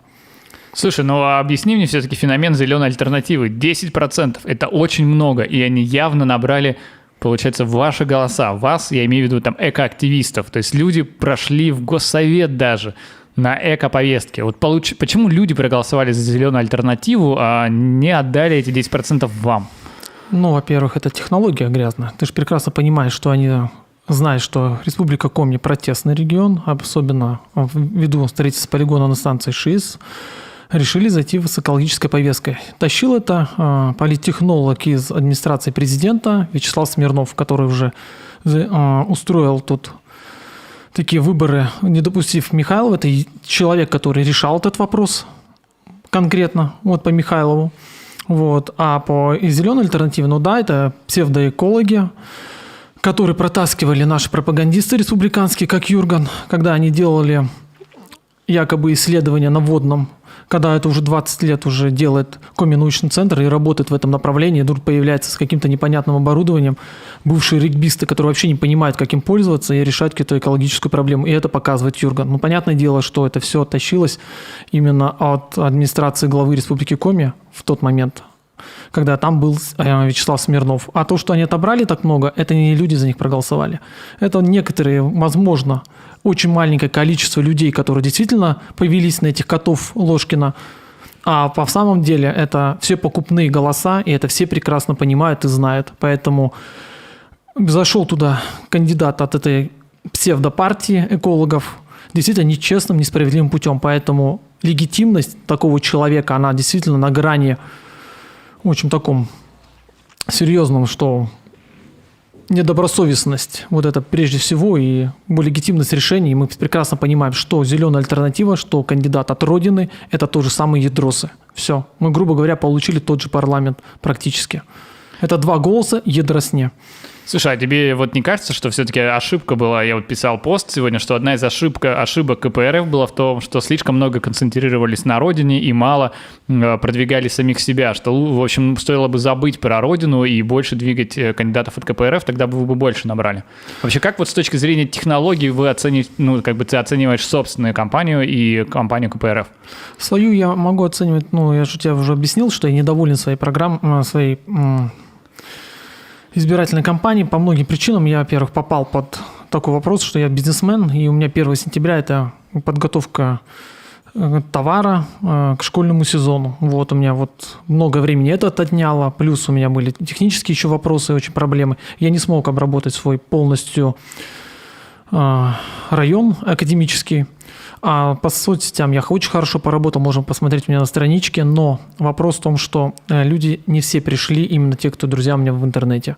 Потому что, апатично, люди не верят, что может что-то исправить, люди действительно удручены эти все ситуации. Про кампанию КПРФ, как она проводила, это лучше спросить представителей партии. Я не член партии КПРФ, поэтому каждый кандидат, например, Юлия хорошо провела кампанию, почти бы выиграла. И, кто у нас? Мария Веселевич очень хорошую кампанию провела. Николай Боротенков вообще выиграл. Некоторые были на грани. Но общие проблемы действительно, может, где-то были. Это вопрос надо к руководству КПРФ. Они должны сказать, как у них.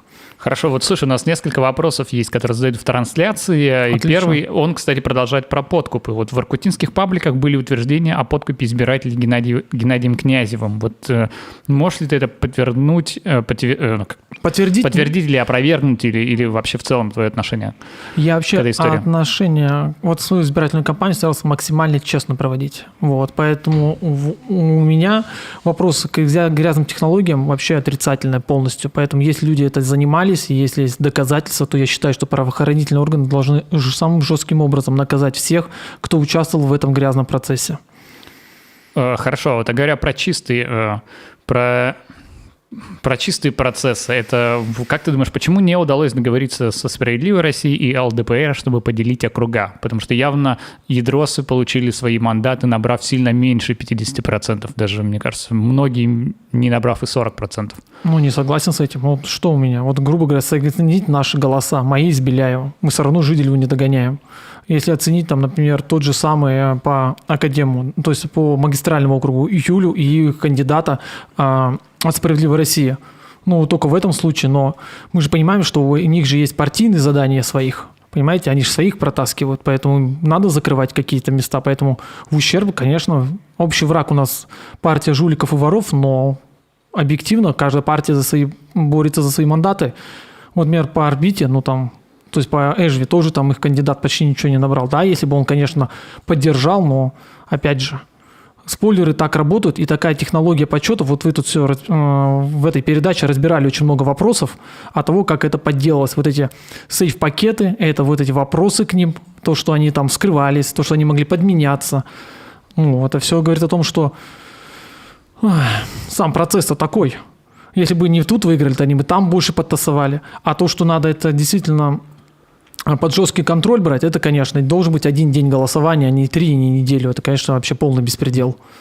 Хорошо. Слушай, вот я вернусь к твоей фразе по поводу голосов в интернете и кампаний в интернете, и я тоже подтверждаю, что, мне кажется, если бы выборы проходили в интернете, особенно на сайте, ну, как бы на сайте ВКонтакте, самой популярной социальной сети, то ты бы не то, что выбрал выборы по академическому, ты бы стал бы губернатором сразу 2 областей, Республики Коми и Архангельской области. Но вот у нас наш пользователь, зритель Роман Яковлев спрашивает, вот как-то могли ли то есть ты побеждаешь выборы в интернете, но эта публика почему-то не пришла на участки. И вот был ли какой-то шанс у оппозиционеров повысить явку? Пытались постами, но видите, в чем суть? Люди, как сказать-то правильнее, не видят в этом плане, может быть, что-то им не хватает, чтобы прийти на этот избирательный участок. Тут много причин. Это, может, политическая невера в то, что может сами все изменить. Я-то знаю, что человек может реально влиять на серьезные задачи, которые ставит там Москва, например, по отношению к чему-либо. Я знаю, что сила в нас есть гражданского общества, а люди не верят, потому что не попробовали. Вот многие, кто попробовал изменить что-то, у них это получается. Они прекрасно это видят. Просто, наверное, люди очень сильно заняты были, очень неудобное время. Вот опять же, поднимаем вопрос, то, что все-таки неудачное время – это вот середина, вот, грубо говоря, сентября. В октябре еще более было важно. У нас дачники очень сильно, у нас грибы, наконец-то, ягоды очень урожайные. И поэтому люди, понятное дело, что они думают больше о том, что у них в холодильнике, чем о том, что их ждет завтра или послезавтра. Они ждут, некоторые живут здесь и сейчас, тем сиюминутным, чем порывом. Это то же самое относится к тем, кто продался за 300, за 500, за 1000 рублей. Они же не отдают отчет себе то, что они делают. Они протащили, грубо говоря, людей, марионеток московских политтехнологов. И они понимают, что эти люди будут влиять на какой-то процесс. Это вот политическая безграмотность, неответственность людей. Но понятное дело, что это должно общество в целом влиять и работать над этим. Над этим вообще власть не работает, ей это не выгодно. Это выгодно только тем, кто, грубо говоря, хочет жить в России, в развивающей стране. Например, я хочу жить в Республике Коми. Я родился здесь, я живу здесь и хочу остаться здесь жить. Поэтому для меня наш край Коми – это очень важен. Поэтому я и борюсь за него всеми силами. Пытаюсь как потихоньку менять, но вот вопрос-то времени. Да, вот говоря про Коми край и вспоминая грибы, действительно в этом году был отличный грибной сезон. Я сам ухватил пару ведер из замечательных боров. И у меня, наверное, будет последний вопрос, Виктор, про... Ты очень жестко критиковал и, в общем, был главным критиком «Единой России», публичным, один из точно. Но сейчас ты в горсовете, тебе придется работать с людьми из «Единой России» и с другими партиями. Как ты будешь это делать? Готов ли ты выстраивать с ними коалиции, чтобы решать реальные проблемы жителей? Давай вернемся к нашим с тобой дебатам, когда я четко сказал, ты спросил, встреча с главой или митинг, да? Я тебе ответил как. Сначала мы задаем вопрос, мы поднимаем болезненную тему. Если нас не слышат, мы устраиваем протест. То же самое здесь. Есть болезненные темы, их реально надо решать. Мне не важно, это будет инициатива от «Единой России», от других членов. Самое главное, вопрос надо решить. Если я могу помочь в решении этого вопроса, я буду подключаться к этому вопросу. Если я вижу, что люди важный вопрос не поднимают, например, в горсовете, не поднимали тему пенсионной реформы, не поднимали тему ШИСа, не поднимали много других важных социальных вопросов. 144-й, может быть, не поднимали, это не знаю, вот это нюансы. Есть животрепещущие темы, например, сейчас это коммунальные тарифы, перерасчеты, повышение их все время. Да? То есть будешь сотрудничать с «Единой Россией» или нет? Вот. Вопрос да в чем? Нет? Вопрос, поддакивать им не собираюсь, но если есть конструктивное решение, где требуется моя помощь в решении данной проблемы, то я, конечно, буду помогать. Потому что это решается всех. Мне не важна партийность инициативы, мне важно, чтобы проблемы решались. И я буду их решать. Если они не могут их поднять, то я эти вопросы буду поднимать и требовать, чтобы мы их решили вместе. Не могут они решать вместе, будем другие способы искать. Опять же, всегда есть возможность влиять на власть через людей, доносить до людей информацию. Хорошо, спасибо. С нами в эфире был Виктор Вишневецкий, а сейчас мы в перерыве перед тем, как в студию к нам снова придется Максим Поляков, и у нас будет дальше интерактивный эфир с звонками тем гостям, которые не смогли сейчас доехать до Револьт-центра, где мы записываем этот стрим. Мы посмотрим в интервью с Олегом Михайловым, где он рассказывает про причины и про технологии, которые были использованы для его недопуска в качестве кандидата в губернаторы. Смотрим видео.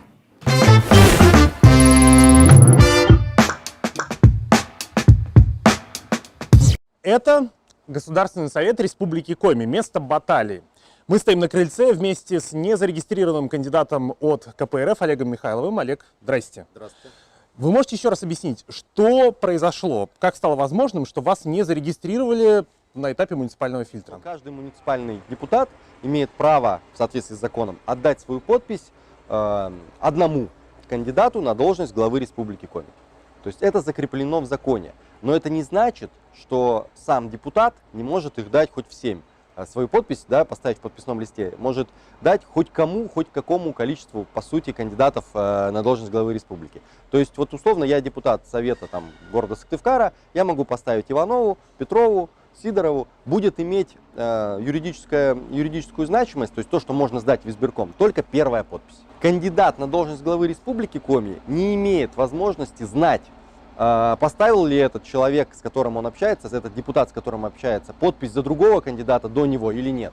Не все это говорят. Была история, и она не одна, потому когда мы обращались к депутатам, давайте, значит, поддержите и все остальное, они говорят, мы с удовольствием, но мы уже подписали. И мы спрашивали, а за кого вы подписали? И некоторые депутаты говорили, а я не помню, за кого я подписал. И это было не единожды. Они говорили, я реально не помню. Нас всех привезли все вместе. Раздали нам 4 подписных листа, условно. Вот есть кандидат, значит, временно исполняющий обязанности. Есть кандидат от коммунистов, Коммунистической партии социальной справедливости, они ее так подсовывали. Вот, есть, значит, зеленые экологи и есть ЛДПР. Вот за кого вы хотите, за того и подписывайтесь. И они, естественно, говорят, ну что, других нет, ну вот давайте за этого.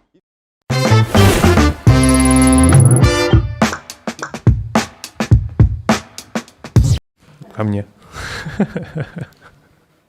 Добрый вечер еще раз. Я хочу извиниться за накладки в нашем эфире. Вот иногда у нас видео не на полный экран, иногда мы пропускаем время на начало прямого эфира. Мы работаем в студии Револьт-центра, и здесь у нас все в прямом эфире, все с колес. Иногда такие накладки случаются. В студии напротив меня снова Павел Андреев. Паша, вопрос такой. Вот здесь вот в течение беседы пару раз звучала мысль о том, что партии, как ты знаешь, неравномерно распределяют агитационные материалы. Там, если в Сыктывкаре, например, про Олега Михайлова или Виктора Вишневецкого знают очень много людей, ну, возможно, ШИС близко, они участвуют здесь в событиях и так далее, но это первые там лица в партийном списке. То в Ухте они менее известны, в Воркуте такое ощущение, что их практически никто не знает. В чем проблема, как ты видишь, агитационной кампании тех политических партий, которые в нашем регионе, ну, собственно, эти кампании проводили, и как сделать так, чтобы, ну, знаешь, чтобы вот наша огромная территория Республики Коми, она как-то была более сбалансирована в вопросе информационного там, освещения деятельности?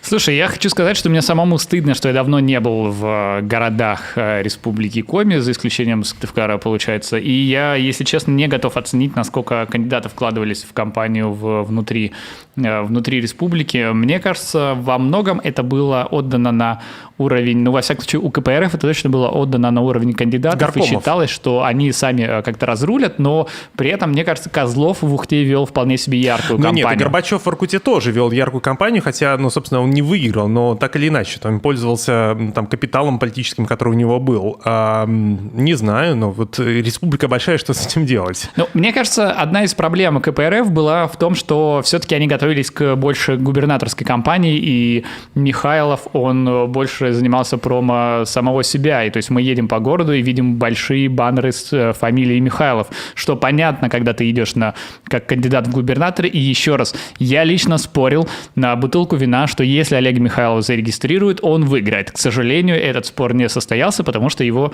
там не зарегили. Но Михайлов опытный политик, явно его ждет, мне кажется, все-таки достаточно большой и вполне успешная на уровне республики политическая карьера. Макс, мне интересна там твоя оценка. Все гости, мне кажется, сегодня у нас, кроме политтехнологов, были люди с новым опытом в предвыборной кампании. И мы много говорили про то, что было вовлечение активистов и общественников в предвыборную кампанию.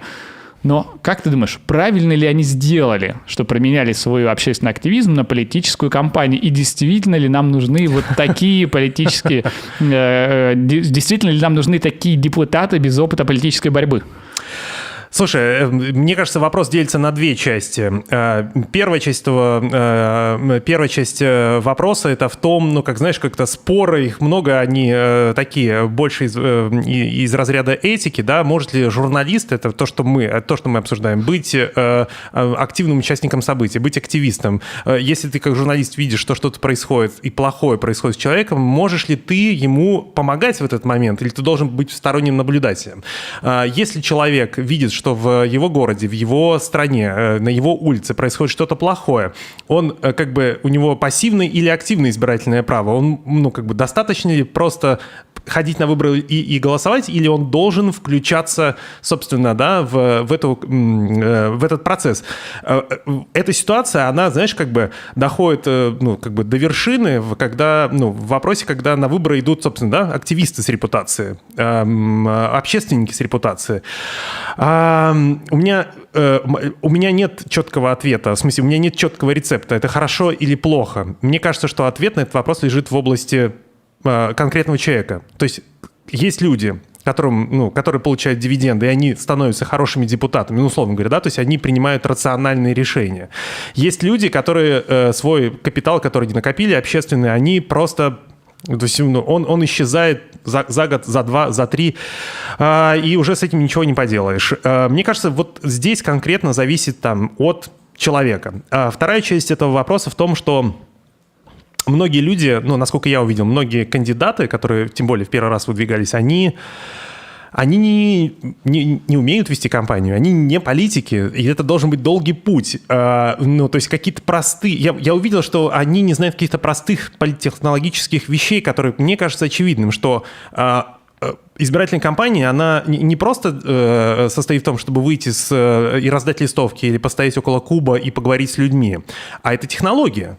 Нужно найти своих сторонников, нужно ходить по квартирам, нужно собирать телефонные номера и электронные адреса, нужно понять, кто твой сторонник. После того, как ты нашел своих сторонников, ты должен, не знаю, за неделю до выборов, за день до выборов напомнить, чтобы они пришли. То есть найти сторонника, привести его на выборы. То есть такое ощущение, что у некоторых в голове был ветер, и они не понимали элементарных вещей. Это долгий путь, это процесс, и это, знаешь, это учеба. Для того, чтобы быть успешным политиком, нужно как бы учиться, нужно хотеть этого делать. Я не у всех кандидатов увидел желание идти по этой дороге. Такое ощущение, что мы поклеили на подъездах домов объявление о том, что у нас сегодня там в таком-то дворе будет встреча с избирателями, пришло на нее 2 человека, кандидаты развернулись и сказали: ой, ну ладно, 2 человека, мы пойдем. И даже рефлексии никакой не было, почему 2 человека. К сожалению, для таких кандидатов я не вижу такой большой успешной политической карьеры. Да, понятно. Слушай, вот, кстати, говоря про хорошего депутата, ты в одной из самых ярких материалов, мне кажется, твоих на сайте 7 на 7 в этом году было интервью с Сергеем Артеевым, когда они пошли в оппозицию Гапликову в те времена. Вот как ты считаешь, вот Артеев, по твоей оценке, это хороший депутат, это круто, что он переизбрался?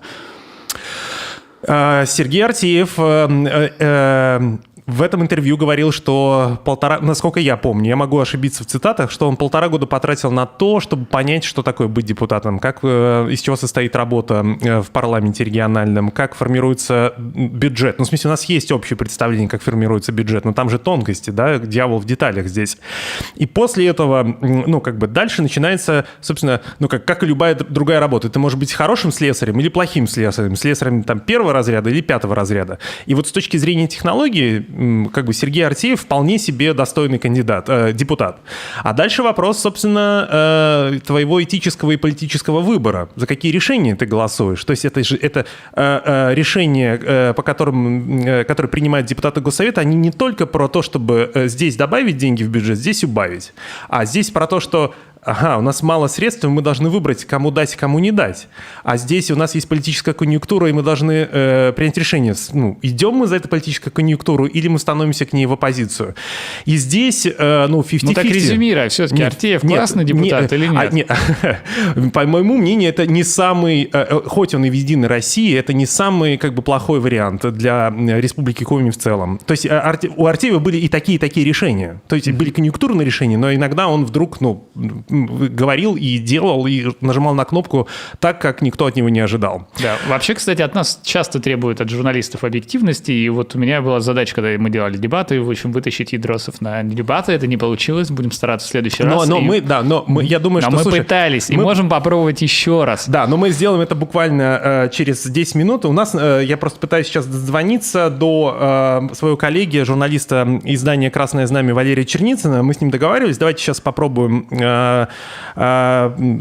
вызвонить его. Если он будет на связи, то мы спросим его впечатление об избирательной кампании. Да, у меня пока просьба ко всем зрителям нашей трансляции. Напишите, пожалуйста, вопросы, какие у вас еще есть. У нас осталось действительно 20 минут. Мы бы хотели эти максимально интерактивно провести, ответить на все вопросы про выборный цикл. Потому что после того, как мы закончим этот эфир, для нас страница выборов закончится. Алло, Валера, приветствую. Привет. Это Максим, это прямой эфир, ты в эфире. Напомню, что это Валерий Черницын, журналист издания «Красное знамя».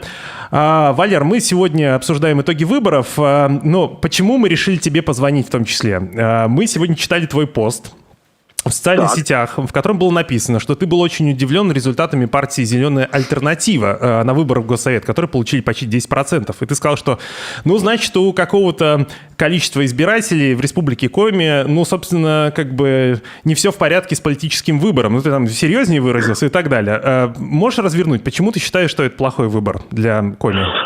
Потому что это совершенно искусственное образование. Это, по-моему, очевидно для всех. Возникший из ниоткуда. Кто-нибудь когда-нибудь до июня месяца слышал вообще такую фамилию Бетехтин? Кто-нибудь когда-нибудь до июня этого года видел этих зеленых котов и вообще понятие такое, как зеленая альтернатива? Нет, разумеется.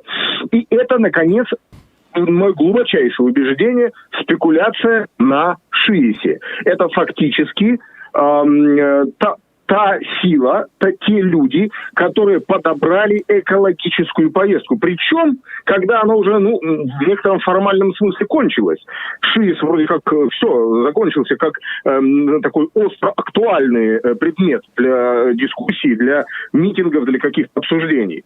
Тем не менее, поскольку резонанс от него еще был, и собственно, в смысле ШИЭСа и в смысле вообще охраны природы, охраны окружающей среды, то политтехнологи просто взяли и, так сказать, заспекулировали на этой теме. Валера, спарирую тебя. Вот мы общались перед этим эфиром с несколькими политологами, и они в том числе говорили, что здесь есть кризис представительства во всей России, не только в Республике Коми, есть запрос на новых лиц. Так почему же, почему зеленая альтернатива, если это новая сила и топит за экологию, почему это плохой все-таки выбор, по твоему мнению?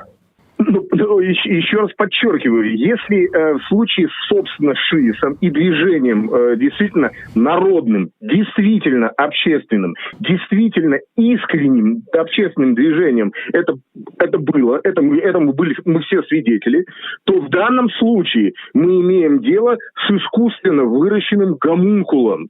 Мы, достаточно посмотреть просто сами списки этой партии. Вот Бетехтин, номер один в списке, да, и то, который эта фамилия становится известна только с июня этого года. Кто еще? Вот ты можешь кого-нибудь еще называть? Вот да, несмотря на то, что я журналист, я как бы теряюсь. Да, и никто не сможет, естественно, назвать. Вот и все. Это реальный политический гомункул. И вот он, к сожалению, внезапно набрал 10% голосов. Это крайнее разочарование для меня в этих выборах. Крайнее разочарование. Валера, еще один вопрос. Смотри, мы говорим про выборы в парламент Республики Коми. Смотрим на выборы по спискам. Там «Единая Россия» потеряла несколько голосов. Да? Больше получила ЛДПР, больше получила КПРФ, новые партии и так далее. Но если мы посмотрим на список одномандатников, из 15 мест 14 получает «Единая Россия», и одно это Валерий Братенков из Ижмы. Да. Николай Братенков. Господи, да, извините. Николай Братенков из Ижмы. Каков твой ответ на вопрос? Почему «Единая Россия» сохранила большое представительство по одномандатным округам? Это репутация людей? Это технологии? Это, какое-то инерционное движение? Это инерционное движение вкупе с сознательной так называемой сушкой явки. Извините меня, 30% явки, это, конечно, ни в какие рамки, что называется, да. То есть это такой низкой явки я сам не припоминаю. Но я хочу вот что заметить, что и уже ведь это упоминалось, и, собственно, и ты это говорил, когда тебя Павел спрашивал о том же депутате Артееве. В самой «Единой России» все не так однозначно. Мы, например, помним, да, я надеюсь, ты-то точно помнишь, депутата от «Единой России» от Ухты Руденко. Екатерина Руденко, да. Она выступала против строительства ядерного могильника. Она была совершенно нетипичным депутатом, да, от «Единой России». Она имела свою позицию, она ее высказывала регулярно. И то же самое я подозреваю, что даже в числе тех, кто избран, будут те, которые могут не идти в том русле, который для нас подразумевается, да, что вот это вот такие деревянные роботы, которые просто голосуют по указке. Я не знаю, вспомним, например, не вспомним, а, собственно, они уже избраны депутатами. Степан Чураков, например, да, тоже Попов, например, Александр Николаевич в Инте избран, и так далее. Они есть, и они явно не будут вписываться в ту парадигму, которую мы традиционно относим к единороссам. Поэтому все не так однозначно. Валера, давай вспомним в былые времена Торлопов и Гайзер, да, были губернаторами, и тогда члены «Единой России», они были в парламенте, депутаты, они были как бы встроенные во властную вертикаль и принимали те решения, которые, собственно, нужны были администрации главы Коми. Пришел Гапликов, и ситуация отчасти повторилась, потом дальше, начались разного рода противоречия у части депутатов от «Единой России». Твое видение, твое ожидание от того, что будет в дальнейшем происходить в Государственном Совете, насколько они будут независимы, по твоему мнению, от влияния администрации губернатора и, например, что нужно сделать, чтобы быть независимым в этой ситуации? Собственно, это фактически в продолжении того, что я уже сказал. Я убежден, что некоторые из них, те, которые я обозначил, я уж не говорю про депутатов от КПРФ, наверное, и ЛДПР, вполне могу допустить даже и такую ситуацию, они могут быть независимы, или, по крайней мере, они понимают, что их голос весом, и они могут на равных разговаривать с администрацией Желтого дома, да?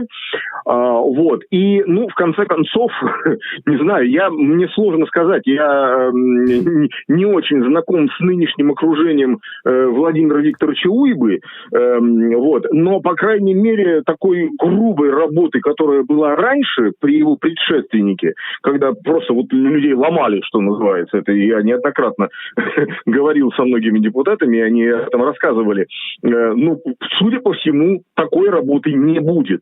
Будет что-то более тонкая настройка, что называется. В конце концов, это лучше, чем грубое ломание через колено. Валера, последний вопрос. На самом деле его адресовали мне, но я хочу, чтобы ты на него ответил, а потом в продолжении беседы и Паша, наверное, на него ответит. Как ты думаешь, в чем феномен ЛДПР в Республике Коми? Как можно не вести кампанию и прийти к финишу с третьим и весьма высоким результатом? это опять же инерция предыдущих голосований. И, возможно, я это еще раньше объяснял, когда еще даже в старинные, так сказать, 90-е годы, все-таки в республике, особенно в северных ее частях, мы это видим и знаем, существует известное недоверие к коммунистам как таковым по старой исторической памяти, так сказать, памяти, если угодно, гулаговских времен. И в этом смысле недоверие к КПРФ, оно каким-то образом трансформируется в доверие к ЛДПР. Я это могу объяснить только таким образом, честно говоря. Я не вижу у нынешнего регионального отделения ярких лидеров, потому что сам этот бывший яркий лидер, то есть Брагин Михаил Анатольевич, он шел как самовыдвиженец по Интинскому округу. Он не выстраивал свою предвыборную кампанию как ЛДПРовскую. Но здесь я хочу добавить, нужно эту информацию проверить, насколько на данный момент Брагин имеет отношение к ЛДПР. Не исключили ли его? То есть я слышал об этом, но нужно проверять. Там есть еще и внутри, там приостановлено членство, насколько я знаю, и там очень сложные отношения. Но это такой странный феномен действительно для нашей республики. Вообще, я конечно, сроду никогда не голосовал за ЛДПР и вряд ли буду. Но тем не менее, мы сталкиваемся с тем, что такая дешевая демагогия популистическая, она находит отклик в определенных слоях избирателей. Напоследок расскажу тебе историю про свою маму. Когда были последние президентские выборы, до них буквально за месяц мама мне позвонила и спросила меня, как-то в беседе, что за кого я собираюсь голосовать. Я ей ответил, что я собираюсь голосовать за кого-нибудь, кроме Путина. А мама как-то вздохнула и, как-то в общем, для нее это было какой-то новостью. Я спросил у нее, а за кого ты будешь голосовать? Она сказала, я тебе не скажу, потому что я еще не решила. Прошел где-то месяц-другой после выборов, мы созванивались, и она спрашивает меня, а ты помнишь, собственно, нашу беседу? Я говорю, да. Говорит, я готов сказать, за кого я голосовала. Я говорю, за кого? Она говорит, я голосовала против Путина. Я говорю, мама, твои акции растут. Я говорю, а за кого ты голосовала? Она говорит, за Жириновского. Я говорю, мама, все продаю, прям по дешевке продаю обратно все акции. Я говорю, а она мне говорит, подожди, ты думаешь, я глупая? Нет, я не глупая. Я села и стала думать. Я стала думать, если я пойду проголосую за какого-нибудь сильного кандидата, мой голос украдут. А если за Жириновского, то никогда не украдут. Я говорю, слушай, мама, нет, все, забираю снова акции, вкладываю в это большое предприятие под твоим именем. Все будет, нормально. Говорю, ты молодец, что ты, слушаешь разные мнения и составляешь свое собственное на основе совершенно разной информации. Валер, спасибо огромное. На связи. Я думаю, что наши эфиры подобное будет повторяться. Будем рады тебя видеть, слышать у нас в студии или по телефону. Максим. Да, пока. Паша, как ты отвечаешь на вопрос о том, почему ЛДПР так успешно в Республике Коми? Я скажу всем нашим зрителям, что мне сейчас несколько сложно отвечать на этот вопрос, потому что я не слышал, о чем мы говорили с Черницыным, но надеюсь, что не буду повторяться. Я не согласен с оценкой Андрея, что ЛДПР получили высокий процент голосов. Лично я ставил, что они будут близко к 20 или даже за 20 перевалят. Поэтому 15 – это низкий результат. И надо понимать, что, мне кажется, голоса ЛДПР – это всегда протестные голоса. То есть это та партия, за которую голосуют те, кому не нравится власть. И роль Жириновского специально заключается в том, чтобы играть из себя оппозиционера и для того, чтобы получить протестные голоса и потом их продать, отнести в Единую Россию и голосовать на самом деле за все законы, которые делает и продвигает, реально хочет продвинуть администрация президента. При этом мы видим, что история с Фургалом, история с другими кандидатами ЛДПР говорит о том, что иногда они вообще не ведут кампании, но выигрывают выборы.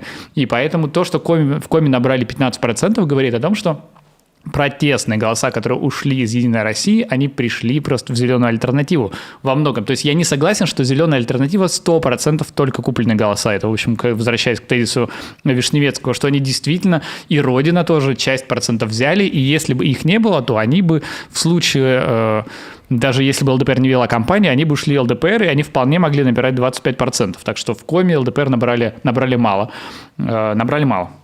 У нас остается 7 минут до окончания эфира. Я хочу напомнить эту забавную ситуацию, связанную с кандидатами от «Единой России». Вот сегодня утром в 9, в начале 10-го мы опубликовали большой текст о том, как прошли выборы в Республике Коми. Одна моя коллега сказала мне, что что-то текст как-то мало сбалансирован, да, что у вас там много рассказа, большая часть отведена рассказу про КПРФ, а вот как-то про другие партии, как-то мало. Я говорю, слушай, если бы члены «Единой России» отвечали на телефонные звонки, то, наверное, мы бы услышали их мнение. Но вот это Сергей Артеев, ты меня спрашивал про него, на протяжении 3,5 лет или 4,5 лет, пока он, был депутатом, сколько бы раз я ему не звонил, я каждый раз получал ответ. Либо он брал трубку, либо он отзванивался, когда не мог ответить в тот момент, когда я ему звонил, сам перезванивал. Примерно месяц назад мы попали в ситуацию, когда Сергей Артеев не берет трубку, не отвечает на СМС. По своим источникам мы узнали, что у «Единой России» есть такая установка, что максимально сократить общение с прессой, потому что, вероятность того, что они что-то ляпнут и еще со знаком уйдут куда-то далеко на территорию со знаком минус, она очень высокая. Я просто предлагаю позвонить Сергею прямо сейчас, и если он ответит, мы спросим, что же происходило. Если не ответит, то, к сожалению, да, я не знаю. Мы сегодня пытались тоже дозвониться, он снова не взял трубку. Дадим «Единой России» последний шанс. Пишите вопросы «Единой России», зададим обязательно все, да, если они возьмут трубку. Выведите гудки Сергея в эфир, и мы, может быть, он смотрит наш эфир, да, как-то, возьмет... Готовится к эфиру, да. Но вот, к сожалению, я еще звоню не со своего телефона. Я звоню с редакционного телефона, и, может быть, как-то... Это, он же... Я уверен, что мой номер у него записан. Но что-то очень странное происходит. Более того... Я, писал помощнику депутата Валентина Жизелева, который входит в штаб. Нет, не ответил. Все, писал помощнику, говорю, слушайте, я вот, может, Сергей куда-то уехал, может, у него как-то с телефоном проблема. Нет, он в Сыктывкаре, он отвечает на телефонные звонки на мои, говорит помощник другого депутата «Единой России». Я говорю, это все очень и очень странно. Павел, у меня буквально последний... Сейчас, Макс, давай сперва мы вернем долг, потому что я обещал поговорить про информационную целостность Республики Коми, которую мы начали, и, да, Андрей Корнилов, спасибо за вопрос.